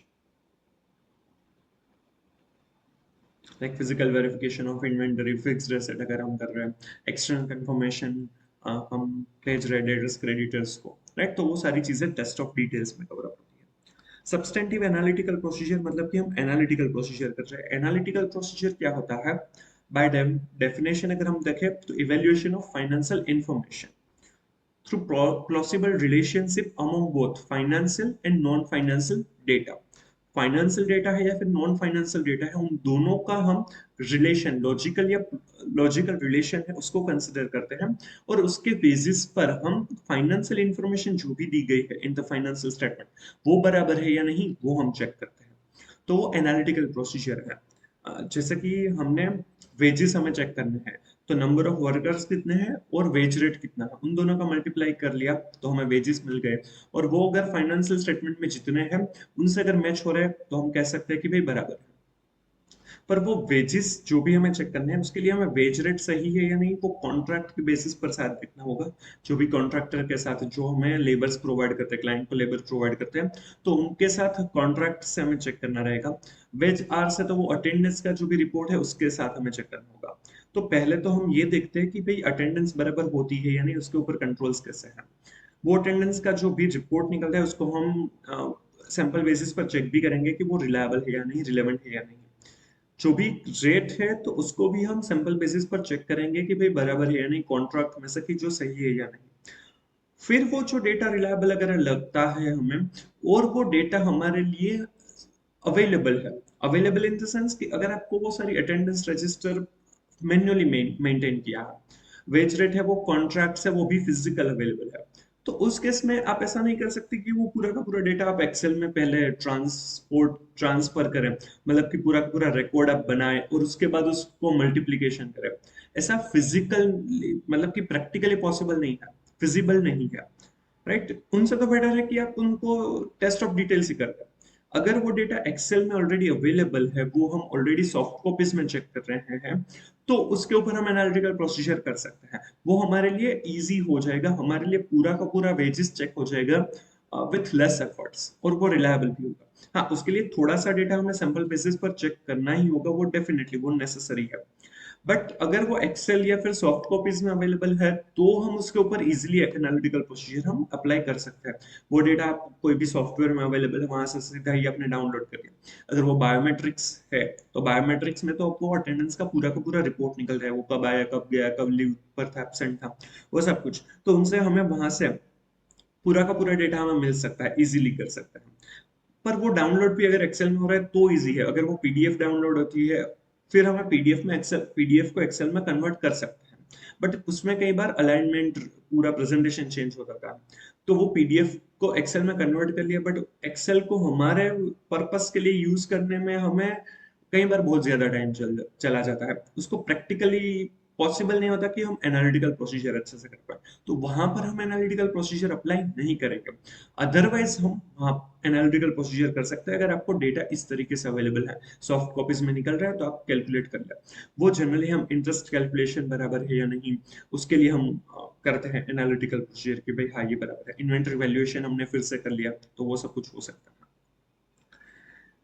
है। फिर कंपैरिजन भी हो सकती है कि इस ईयर का ग्रॉस प्रॉफिट इतना है, प्रीवियस ईयर का कितना था, नेट प्रॉफिट इतना है, प्रीवियस ईयर का कितना था। सेल्स टू परचेज एक्सपेंस और सेल्स को कंपेयर कर सकते हैं। कुछ ऐसे रेशियोज हम एनालाइज कर सकते हैं कि जिससे पता चले कि उसमें कितना डिफरेंस आ रहा है, क्या हो रहा है, कितने वेरिएशन हो रहे हैं। अब तो शेड्यूल 3 के हिसाब से रेशियो का आपको डिस्क्लोजर भी देना कंपलसरी है। 11 रेशियोज शेड्यूल 3 में नेसेसरी दिए गए हैं कि इसका प्रेजेंटेशन फाइनेंशियल स्टेटमेंट में होना चाहिए। और तो और अगर 25% से ज्यादा वेरिएशन है तो उसको भी डिस्क्लोज करना है। और तो और वो रेशियोज किस तरह से, उसके डिनोमिनेटर और न्यूमरेटर बराबर है या नहीं वो भी, सॉरी उसकी फॉर्मूलाज भी मेंशन की जाती है कि आपने क्या डिनोमिनेटर में क्या लिया है, न्यूमरेटर में क्या लिया है। बीइंग एन ऑडिटर हमें वो चेक करना है कि वो बराबर है या नहीं। तो वो रेशियोज से भी पता चल सकता है कि वो क्या चेंजेस हो रहे हैं। वो हम ईयर टू ईयर कंपेयर कर सकते हैं। और तो और इंडस्ट्री या फिर जो कॉम्पिटिटर्स हैं सेम साइज के, सेम इंडस्ट्री में है, उसके साथ भी कंपेयर कर सकते हैं। अगर उसमें बहुत ज्यादा वेरिएशन है तो वो क्यों है वो भी हम पूछ सकते हैं। तो वो एनालिटिकल प्रोसीजर है। एनालिटिकल प्रोसीजर है वो थ्रू आउट द ऑडिट किया जाता है, प्लानिंग स्टेज से लेकर कंप्लीशन पे फेज पर। प्लानिंग फेज पर ये देखा जाता है कि भाई प्रीवियस ईयर में क्या था, अभी क्या है, हमें कितना ऑडिट करना हो सकता है, कितना टाइम हमें देना पड़ेगा। अगर सेल्स बहुत ज्यादा बढ़ चुका है, ग्रॉस प्रॉफिट अगर बहुत ही ज्यादा पहले से बहुत ही ज्यादा प्लस या फिर बहुत ज्यादा माइनस हो चुका, सॉरी बहुत ज्यादा इंक्रीज या फिर बहुत ज्यादा डिक्रीज हो चुका है, तो वहां पर रिस्क हो सकता है कुछ, तो वो हमें पता चलेगा। तो ये सारी चीजें हम पहले से इवन डिटेल्स चेक करने के लिए भी हम यूज करेंगे, सब्सटेंटिव प्रोसीजर में भी यूज करेंगे। तो जनरली एनालिटिकल प्रोसीजर है वो through out the audit perform की जाती है। समझ में आ रहा है? तो ये जो भी सब्सटेंटिव ऑडिट प्रोसीजर है उसके अंदर टेस्ट ऑफ डिटेल्स और सब्सटेंटिव एनालिटिकल प्रोसीजर्स परफॉर्म की जाती है, test of transactions and test of balances, vouching and verification. तो ये फर्दर ऑडिट प्रोसीजर है जो हम रिस्क असेसमेंट के बेसिस पर करते हैं ऐसे 330 के हिसाब से। उसका भी रेफरेंस ऐसे 500 में है, क्योंकि जो भी ऑडिट प्रोसीजर, ये ही ऑडिट प्रोसीजर हमें परफॉर्म करके ऑडिट एविडेंसेस ऑब्टेन करने हैं। पहले रिस्क असेस करेंगे, उसके बेसिस पर हम फर्दर ऑडिट प्रोसीजर करेंगे। फर्दर ऑडिट प्रोसीजर में टेस्ट ऑफ कंट्रोल्स करेंगे और सब्सटेंटिव ऑडिट प्रोसीजर करेंगे। असर्शन लेवल पर हम क्या क्या मिसस्टेटमेंट्स हो सकते हैं वो डिटेक्ट करेंगे। राइट? ये सारी जो प्रोसीजर्स है ये परफॉर्म करने के लिए हमारे पास 7 ऑडिट प्रोसीजर्स है। इसको हम कैसे एक्चुअल में एग्जीक्यूट करेंगे तो उसके लिए हमारे पास 7 ऑडिट प्रोसीजर्स है। ये इन डिटेल आपने सी इंटर में पढ़ा है, बट यहाँ पर कहीं ना कहीं पर रेफरेंस आएगा तो वो समझना जरूरी है। फर्स्ट वन, इंस्पेक्शन, जहां पर हम डॉक्यूमेंट्स, रिकॉर्ड्स वगैरह है उसको एग्जामाइन करते हैं।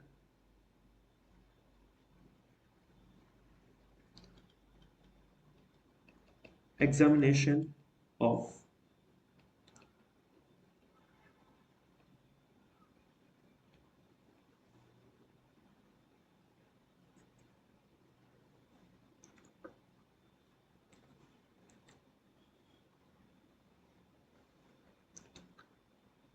थोड़ा सा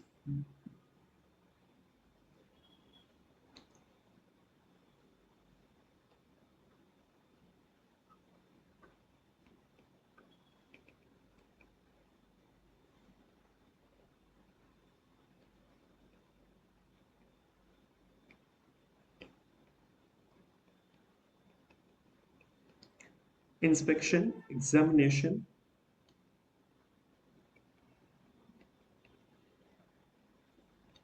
of documents, records and assets. Physical examination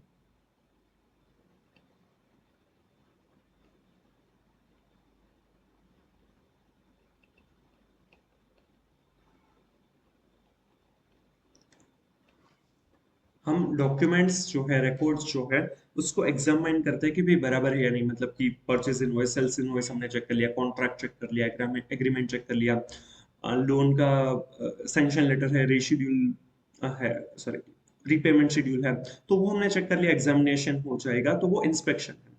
या हम फिजिकल एग्जामिनेशन करते हैं एसेट्स का, जैसे कि इन्वेंट्री है या फिक्स्ड एसेट्स, अगर हम खुद चेक कर रहे हैं, हम खुद इंस्पेक्ट एग्जामिन कर रहे हैं, तो वो इंस्पेक्शन बन जाएगा। समझ में आ रहा है? तो ये इंस्पेक्शन किया जाता है। अब यहाँ पर ये 7 ऑडिट प्रोसीजर्स हैं। ये 7 ऑडिट प्रोसीजर्स हम risk assessment, test of controls और तो और सब्सटेंटिव ऑडिट प्रोसीजर्स में हम परफॉर्म कर सकते हैं। तो क्या रिस्क असेसमेंट में इंस्पेक्शन किया जा सकता है या नहीं? ये सातों की सातों तीनों में हम अप्लाई कर सकते हैं ऐसा जरूरी नहीं है। कुछ कुछ प्रोसीजर सात तीनों में हम अप्लाई नहीं कर पाएंगे। तो क्या रिस्क असेसमेंट जो है वो उसके टाइम पर हम इंस्पेक्शन कर सकते हैं या नहीं? हर्ष कर सकते हैं?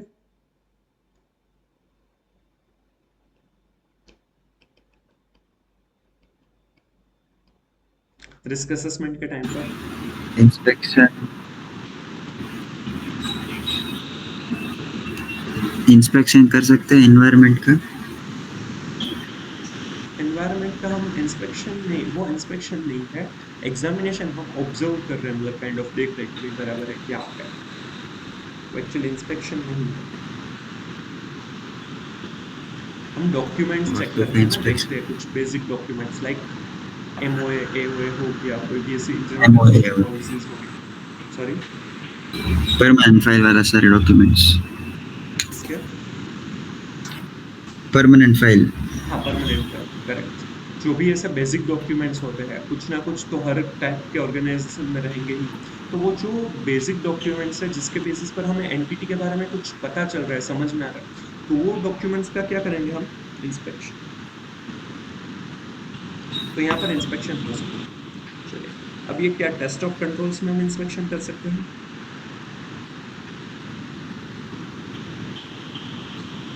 हाँ कर सकते हैं। जैसे कि एग्जांपल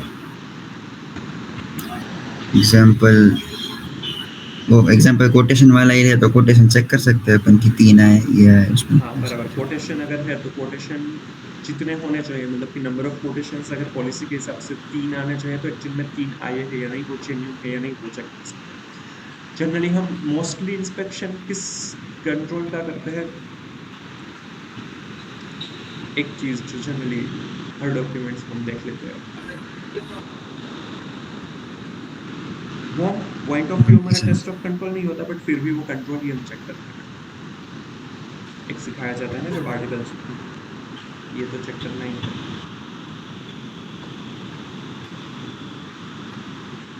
साइन चेक करते हैं ना हम, ऑथराइजेशन बराबर है क्या नहीं।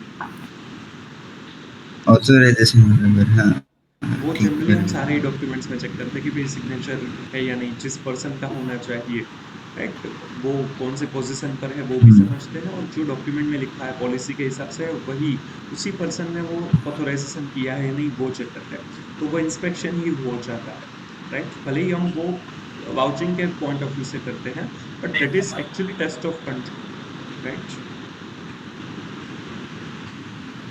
और फिर ये जनरली टेस्ट ऑफ डिटेल्स जो है उनमें हम सारी की सारी प्रोसीजर्स परफॉर्म कर सकते हैं।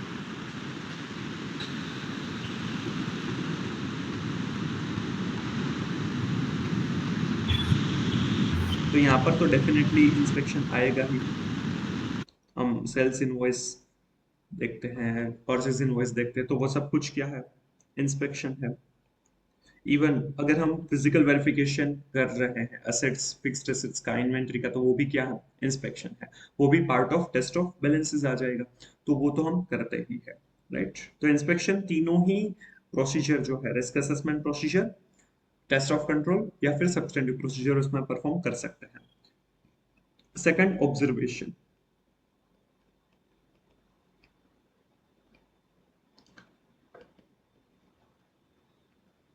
Looking at employees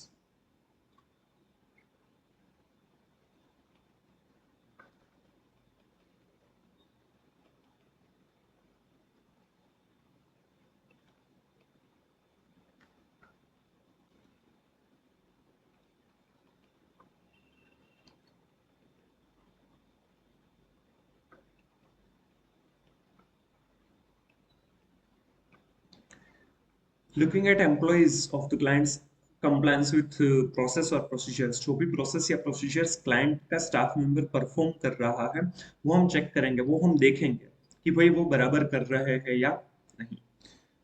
Observation. तो क्या रिस्क असेसमेंट में हम कर सकते हैं ऑब्जर्वेशन?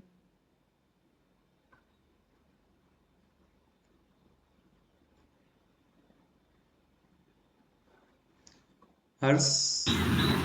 हाँ कर सकते हैं. आपने बोला ना कि अगर देख के पता चल जाएगा कि वो एम्प्लॉय सेटिस्फाइड है कि नहीं है.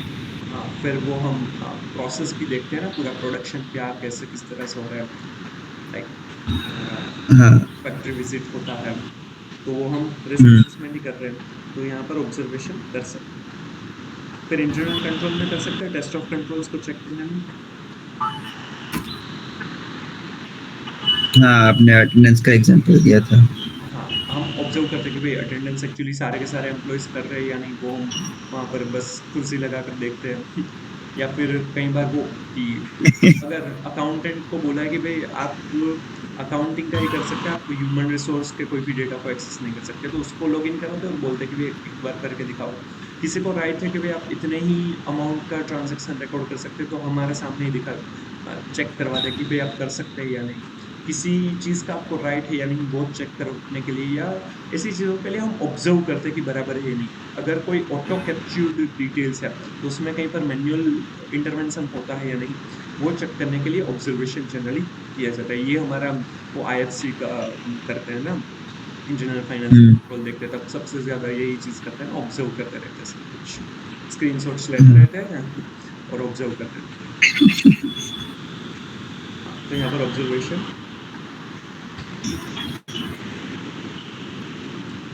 और तो और हाँ, इन्वेंट्री का भी हम ऑब्जर्वेशन करते हैं ना मोस्टली, जब फिजिकल वेरिफिकेशन करने जाते हैं सारी की सारी चीज़ें हम थोड़ी ना काउंट करते हैं. वो मोस्टली तो जो स्टाफ मेंबर है उस वही काउंट करता है, हम तो सिर्फ में बस मुंह बिगाड़ते रहते हैं कि अब बस घर जाने का टाइम हो जाए, फूड आ जाए, लंच ब्रेक, और घर जाने के लिए ही बस वेट करते रहते हैं. उसमें मोस्टली तो क्या करते हैं, जो एम्प्लॉयज है वही काउंट करते हैं. हम थोड़ी सी चीज़ें काउंट करते हैं, हम दूसरी चीज़ें ज़्यादा देखते हैं कि भाई एक्सपायरी डेट है या नहीं, उसकी कंडीशन कैसी है, वो बराबर लग रहा है या नहीं, कहीं पर भी डाउट लग रहा है तो वो हम देखते हैं, right. Most of the time सारी की सारी चीज़ें हम काउंट नहीं करते हैं, तो वो भी क्या है, ऑब्जर्वेशन ही है. अब वो टेस्ट ऑफ कंट्रोल्स के टाइम पर भी हो सकता है कि हम कंट्रोल देख रहे हैं कि भाई इसकी इन्वेंटरी के ऊपर कंट्रोल क्या है, और तो और वो test of balances, test of details का भी एग्जांपल हो जाता है. जब भी हम इन्वेंटरी का वेरिफिकेशन देख करते हैं, तब हम ऑब्जर्व यही करते हैं कि वो अमाउंट क्वांटिटी बराबर है या नहीं, और तो और उसके ऊपर के कंट्रोल्स कैसे हैं. समझ में आ रहा है? That is also considered as observation, right. Then third audit procedures जो है वो परफॉर्म की जाती है, वो है एक्सटर्नल कंफर्मेशन. इसका ऐसे भी है ऐसे 505, जो हम इसी चैप्टर में पढ़ेंगे. एक्सटर्नल कंफर्मेशन में क्या होता है, डायरेक्ट रिटर्न रिस्पॉन्स है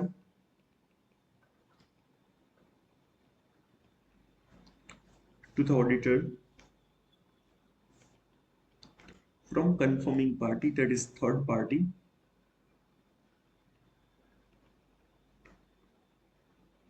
जो generally account balance year and की जो बैलेंस है उसके लिए होती है इन पेपर, इलेक्ट्रॉनिक और अदर मीडियम. वो किसी भी तरीके से हम रिटर्न रिस्पॉन्स लेते हैं from the client, sorry from the third party, for us third party client के जो भी डेटर्स क्रेडिटर्स है उनके पास है वो कंफर्मिंग पार्टी, तो उनके पास से डायरेक्ट रिटर्न रिस्पॉन्स लिया जाता है, तो वो एक्सटर्नल कंफर्मेशन है डेटर्स क्रेडिटर्स वगैरह के लिए। तो क्या वो रिस्क असेसमेंट में हम कर सकते हैं? नहीं नहीं। नहीं कर सकते। हम किसी और को नहीं पूछ सकते कि इस क्लाइंट में क्या रिस्क है। समझ में आ रहा है? वो पॉसिबल ही नहीं है। एक्सटर्नल कंफर्मेशन हम ले ही नहीं सकते। कंफर्मेशन हाँ कुछ इनडायरेक्टली पूछ रहे समझ रहे हैं वो बात अलग है, बट वो कंफर्मेशन नहीं होता, वो जनरली इनफॉर्मल होता है। इनफॉर्मल इंक्वायरी वगैरह कर सकते हैं, दूसरे को पूछ सकते हैं, बाकी कोई फॉर्मल कंफर्मेशन हम नहीं ले सकते। टेस्ट ऑफ कंट्रोल्स कर सकते हैं क्या? नहीं, टीओसी भी मतलब टीओसी के लिए कंफर्मेशन नहीं ले सकते। हाँ, किसी और को क्या ही पूछेंगे कि भाई इसके इंटरनल कंट्रोल कैसे, राइट? हम्म। तो इंटरनल कंट्रोल्स के लिए तो कभी भी पॉसिबल नहीं है कि थर्ड पार्टी को पूछे, बट सब्सटेंटिव प्रोसीजर तो कर ही सकते हैं ना, वो दोनों नहीं कर सकते तो अब यही चीज बची, इसमें तो करना पड़ेगा। और वो मोस्टली अकाउंट बैलेंसेस के लिए होता है कि भाई थर्ड ईयर एंड के लिए जो भी बैलेंसेस है 31 मार्च के लिए, तो वो बराबर है या नहीं। एक्सटर्नल कंफर्मेशन जनरली परफॉर्म किया जाता है डेटर्स क्रेडिटर्स के लिए सिंपल बेसिस पर करते हैं, बट बैंक का कंफर्मेशन हम जनरली 100% एक्सपेक्ट करते हैं, राइट? चलिए, फिर फोर्थ प्रोसीजर, रिकैलकुलेशन। रिकैलकुलेशन में हम अरिथमेटिकल एक्यूरेसी चेक करते हैं।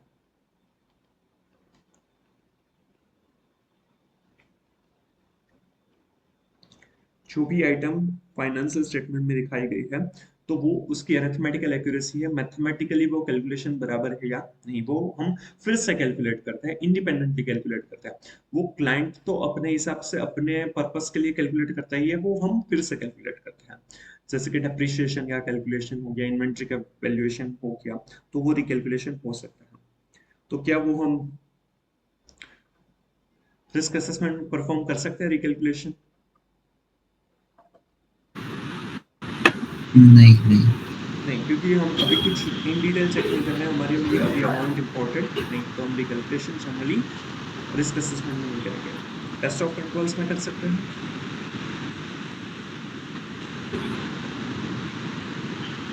टेस्ट ऑफ कंट्रोल में डिप्रिसिएशन ईयर कोई कंट्रोल है? बट फिर भी वो टेस्ट ऑफ अगर डेप्रिसिएशन की अमाउंट हमारे लिए कंसर्न है तो वो टेस्ट ऑफ डिटेल्स हो जाता है, क्योंकि अमाउंट बराबर है या नहीं, हाँ। तो वो जनरली बराबर कैलकुलेशन हुआ कि सॉरी बराबर कैलकुलेशन नहीं बराबर मतलब बराबर एम्प्लॉय ने कैलकुलेशन किया वो इम्पोर्टेंट नहीं इधर। हाँ, कैलकुलेशन जो है वो देखते, अमाउंट देखते, तो जब भी अमाउंट हम इन डिटेल देखने चले जाते हैं तो वो टेस्ट ऑफ डिटेल्स हो जाता है, मतलब कि सब्सटेंटिव प्रोसीजर हो जाता है। उसके ऊपर कंट्रोल्स चेक करने के लिए रिकैलकुलेशन नहीं करते कि कंट्रोल्स कैसे हैं, कि कंट्रोल्स बराबर है या नहीं। उसके लिए रिकैलकुलेशन से ज्यादा इंस्पेक्शन, कि कंट्रोल्स के लिए जो फॉर्मूला है वो बराबर है या नहीं वो देख सकते हैं, तो वो कंट्रोल हो सकता है, बट वो पूरी सिस्टम में होना चाहिए। मतलब कि सिस्टम में ही अगर कैलकुलेशन गलत हो रहा है तो वो देखते हैं, तो वो कंट्रोल हो सकता है, बट उसमें हम रिकैलकुलेट नहीं करते, फॉर्मूला देखते हैं, राइट? तो वो ये रिकैलकुलेशन सिर्फ कहाँ पर होगा? टेस्ट ऑफ डिटेल्स में किया जाएगा।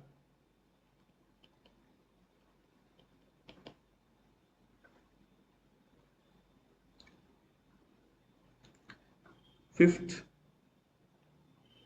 रीपरफॉर्मेंस। रीपरफॉर्मेंस मतलब कि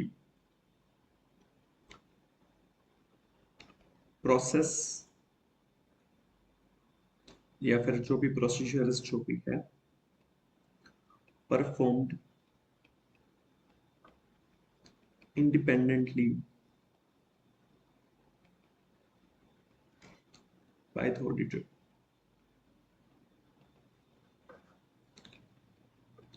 which is already performed by the management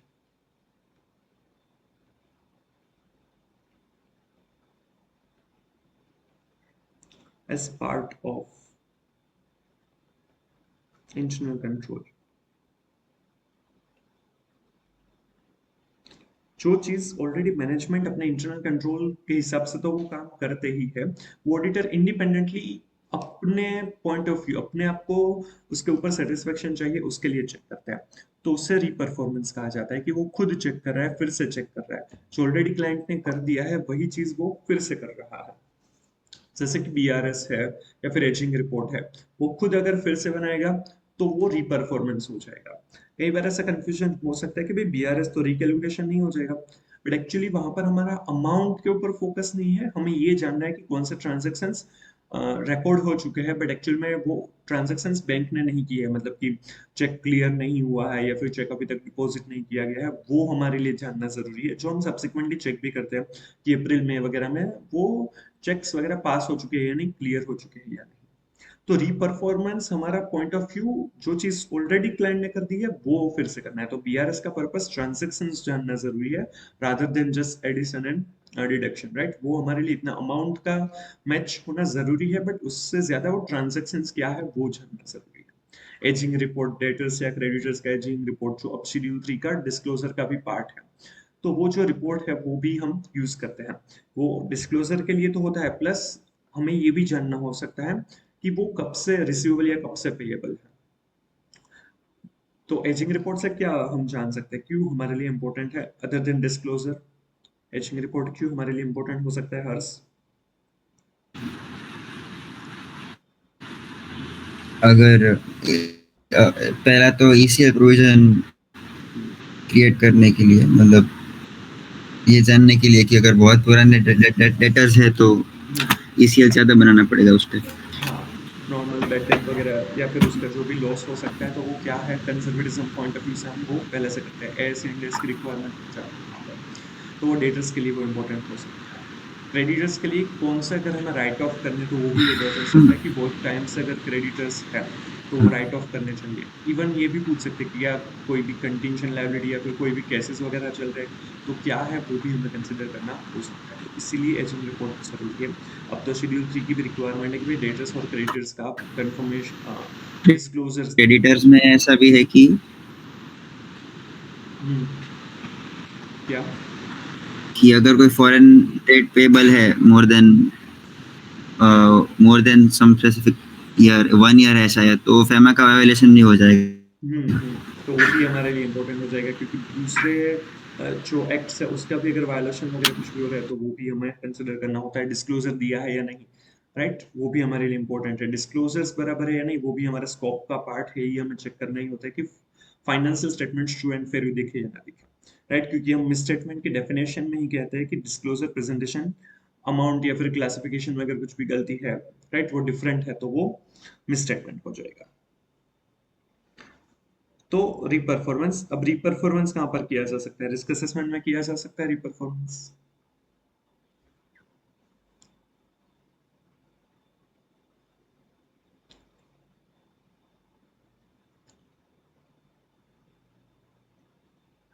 और रीपरफॉर्मेंस किया जा सकता है रिस्क असेसमेंट में।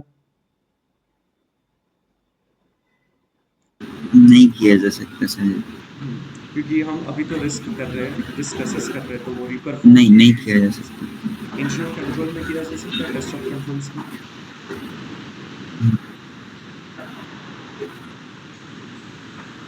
हाँ, उसमें कर सकते हैं। उसमें कर सकते हैं, ऑलरेडी जो क्लाइंट ने कर दिया है वो फिर से रीपरफॉर्मेंस किया जा सकता है, राइट, कि बराबर है या नहीं उन्होंने अच्छा तरीके से किया है या। और तो और ये substantive procedure test of details में तो कर ही सकते हैं, कोई भी चीज ऑलरेडी हो चुकी है, बीआरएस वगैरह हो गया, right. Then sixth, analytical procedure.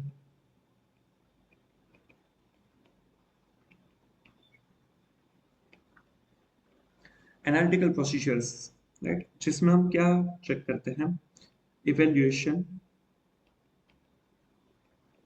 Of financial information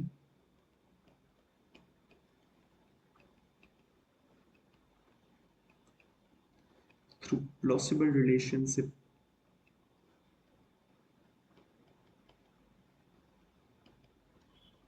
among both financial and non-financial data.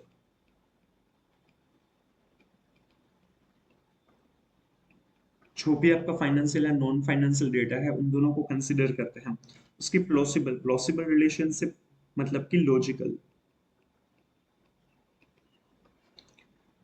तो जो भी प्लॉसिबल रिलेशन है, लॉजिकल रिलेशन है financial and non financial data की, तो उसको अगर हम इवेल्युएट करते हैं तो वो एनालिटिकल प्रोसीजर्स बन जाते हैं, राइट। वो चेक किया जाता है कि वो बराबर है या नहीं। जैसे कि हमने वेजेस वाला एग्जांपल लिया जिसमें वेज आवर्स है, राइट, वो क्या हो जाएगा, नॉन फाइनेंशियल डेटा, जबकि रेट है वो फाइनेंशियल डेटा है। उन दोनों को मल्टीप्लाई करके हम देखते हैं कि भाई वेज वेज एक्सपेंस बराबर है या नहीं। तो क्या ये रिस्क असेसमेंट में कर सकते हैं?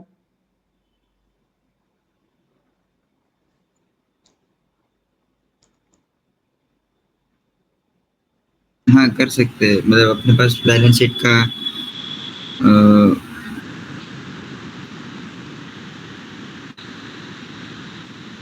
मतलब लाइक ऐसा हो सकता है कि हमें हमने अभी स्टार्ट करने वाले हैं ऑडिट, और कुछ पीएनएल हमारे पास अवेलेबल है प्राइमरी और प्रीवियस ईयर का भी पीएनएल अवेलेबल है, तो उसमें से हम जीपी रेशियो हाँ, कंसिडर कर तो सकते उससे जीपी रेशियो एनपी रेशियो का फॉर्मूला को हाँ। हैं। क्योंकि उससे क्या पता चल सकता है कि भाई जीपी अगर बहुत ही बढ़ चुका है या फिर बहुत कम हो चुका है, तो वहां पर इन्वेंट्री का वैल्यूएशन गलत हो सकता है, परचेस सेल का कुछ गलत हो सकता है, ऐसा कुछ पता चल सकता है। उनसे हम असेस कर सकते हैं कि रिस्क कहाँ पर हो सकता है, कौन सी ऐसी चीज है। ईयर टू ईयर ट्रांजेक्शन्स या फिर वैल्यू को कंपेयर करके भी ऐसा कुछ कर सकते हैं। टेस्ट ऑफ कंट्रोल्स में किया जा सकता है।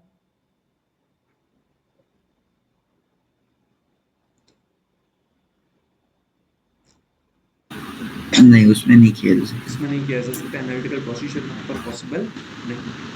और ये सब्सटेंटिव एनालिटिकल प्रोसीजर में तो वही किया जाएगा, एनालिटिकल प्रोसीजर वो यहाँ पर कवर हो रहा है, इसलिए टेस्ट ऑफ डिटेल्स में हम नहीं कर सकते, राइट। इसका भी पूरा ऐसे है, ऐसे 520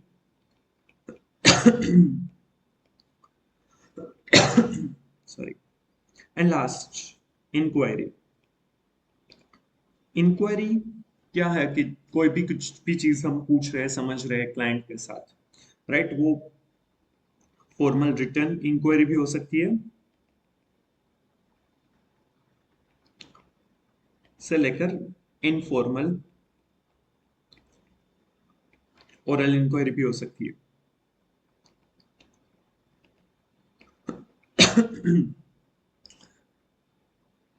हम मतलब लाइक ईमेल वगैरह करके भी पूछ सकते हैं कुछ भी, और कभी चाय पे चर्चा भी हो जाती है।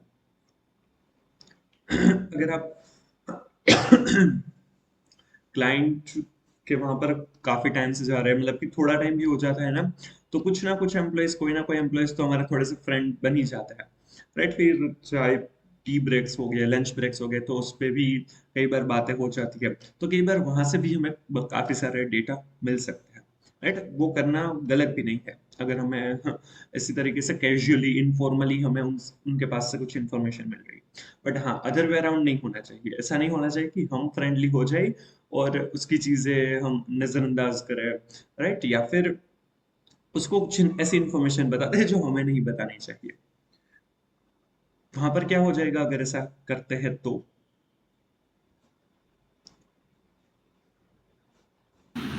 इंडिपेंडेंस हाँ, ब्रीच। थ्रेट टू इंडिपेंडेंस आ जाएगा, वो फेमिलियरिटी थ्रेट आ जाएगा कि अगर उससे बहुत ही ज्यादा थोड़ा सा कैजुअल हो रहे हैं, तो वो गलत हो सकता है, मतलब कि हम अपना ऑब्जेक्टिव भूल जाए।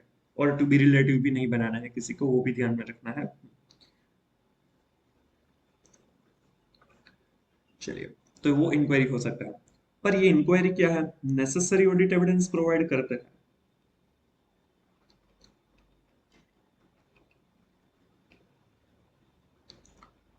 But not sufficient appropriate audit evidence.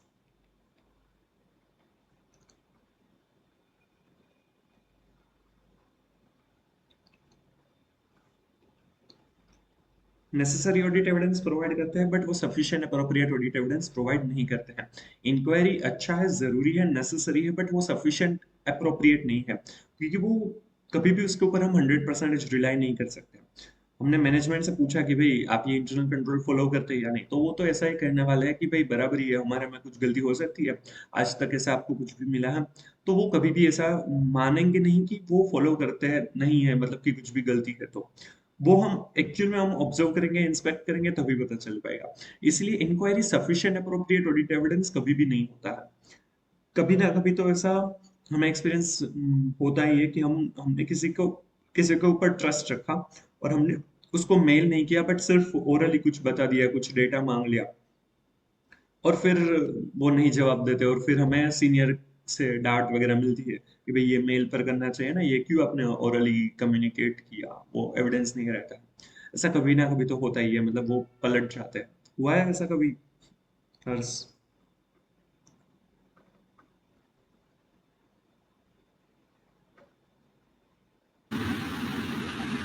नहीं, मतलब टीओसी के टाइम ऐसा लेना पड़ता है कंफर्मेशन की कोई, मतलब ऐसा कोई कंट्रोल है जो इस साल एप्लीकेबल नहीं है, हम्म। तो मेल पे वो कंफर्म करवा लो हाँ, मतलब वो कई बार ऐसा भी होता है ना, कि क्लाइंट को मतलब डेटा मंगवाते देयर हैं। Were no such transactions during there, ऐसा। ओके। पर वो तो कई बार हम डेटा मंगवाते हैं, वो भी मेल थ्रू ही प्रेफर करते हैं ना। कुछ क्लाइंट ऐसे होते हैं कि जहां पर मेल नहीं किया जाता, और कुछ क्लाइंट ऐसे होते हैं कि जहां पर मेल से ही मंगवाते हैं, कि वो ज्यादा ही प्रोफेशनल या फिर ज्यादा ही ऐसे एक्सपीरियंस हुआ है उस वजह से। हाँ। डिपेंड्स, हाँ। मतलब कि हर क्लाइंट के प्रोफेशनलिज्म। तो इंक्वायरी है वो थ्रू आउट द ऑडिट किए ही जाते हैं, बट सिर्फ उसके ऊपर हम डिपेंड नहीं कर सकते। रिस्क असेसमेंट में भी हम सब कुछ समझेंगे तो इंक्वायरी तो होगी ही, वहां पर भी रहेगी ही। हो सके उतने एविडेंसेस हमें रिटर्न में भी लेने हैं। टेस्ट ऑफ कंट्रोल्स में भी बहुत सारी इंक्वायरीज होगी, बट उसके साथ हमें कॉम्बिनेशन का यूज करना है, ऑब्जर्वेशन भी करना है, इंस्पेक्शन भी करना है। रीपरफॉर्मेंस अच्छा है, जरूरी है, बट वो हर बार पॉसिबल नहीं होता, सब कुछ हम फिर से नहीं कर सकते।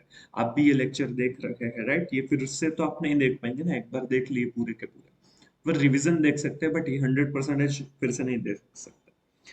टेस्ट ऑफ डिटेल्स जो करते हैं उसमें भी इंक्वायरी तो करेंगे ही, सब कुछ समझना तो रहता ही है। हम हमारे जो भी डाउट्स है, जो भी हमें मिसस्टेटमेंट्स मिले हैं, वो भी हम डिस्कस करेंगे, राइट? कम्युनिकेट करना ही रहता है। और तो और उनका जो रिस्पॉन्स मिलता है, that is also part of inquiry, right? तो वो भी हम कवर अप करते हैं। तो ये इंक्वायरी जो है, ये प्रोसीजर भी हम टेस्ट ऑफ डिटेल्स में करेंगे। इंक्वायरी तीनों की तीनों प्रोसीजर्स में की जाएगी। बाकी इस तरह से ये 7 प्रोसीजर्स है, उसको परफॉर्म किया जाता है। ये प्रोसीजर्स प्रॉपरली परफॉर्म करके हम sufficient appropriate audit evidences obtain करते हैं, राइट? ताकि हमारा जो भी कंक्लूजन, जो भी ओपिनियन है, वो सही हो। क्लियर? समझ में आ रहा है?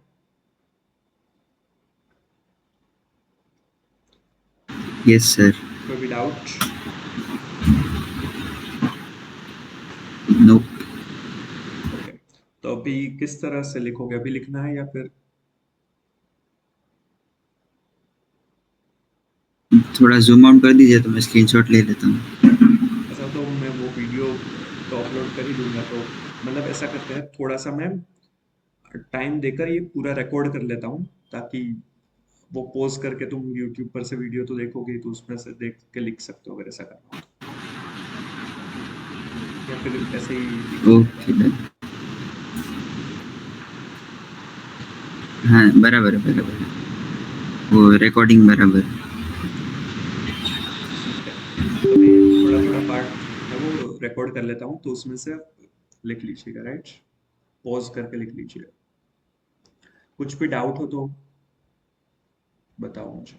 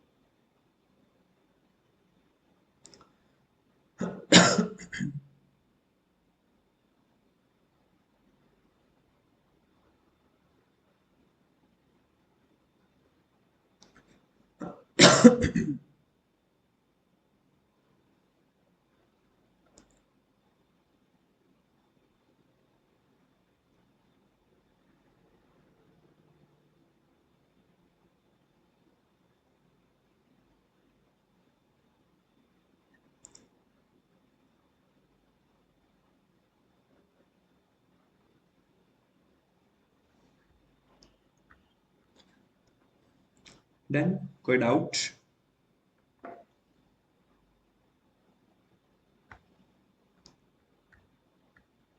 No sir. तो यहाँ तक हम अपना ये सेशन रखते हैं, कल से फिर से यहीं से कंटिन्यू करेंगे। चलो, होप यूट्यूब ऑडियंस आपको भी समझ में आया होगा। कुछ भी डाउट है तो आप कमेंट कर सकते हैं। और नेक्स्ट वीडियो, कल का लाइव सेशन अगर आपको ज्वाइन करना है तो आपको लिंक डिस्क्रिप्शन में मिल जाएगी। Thank you.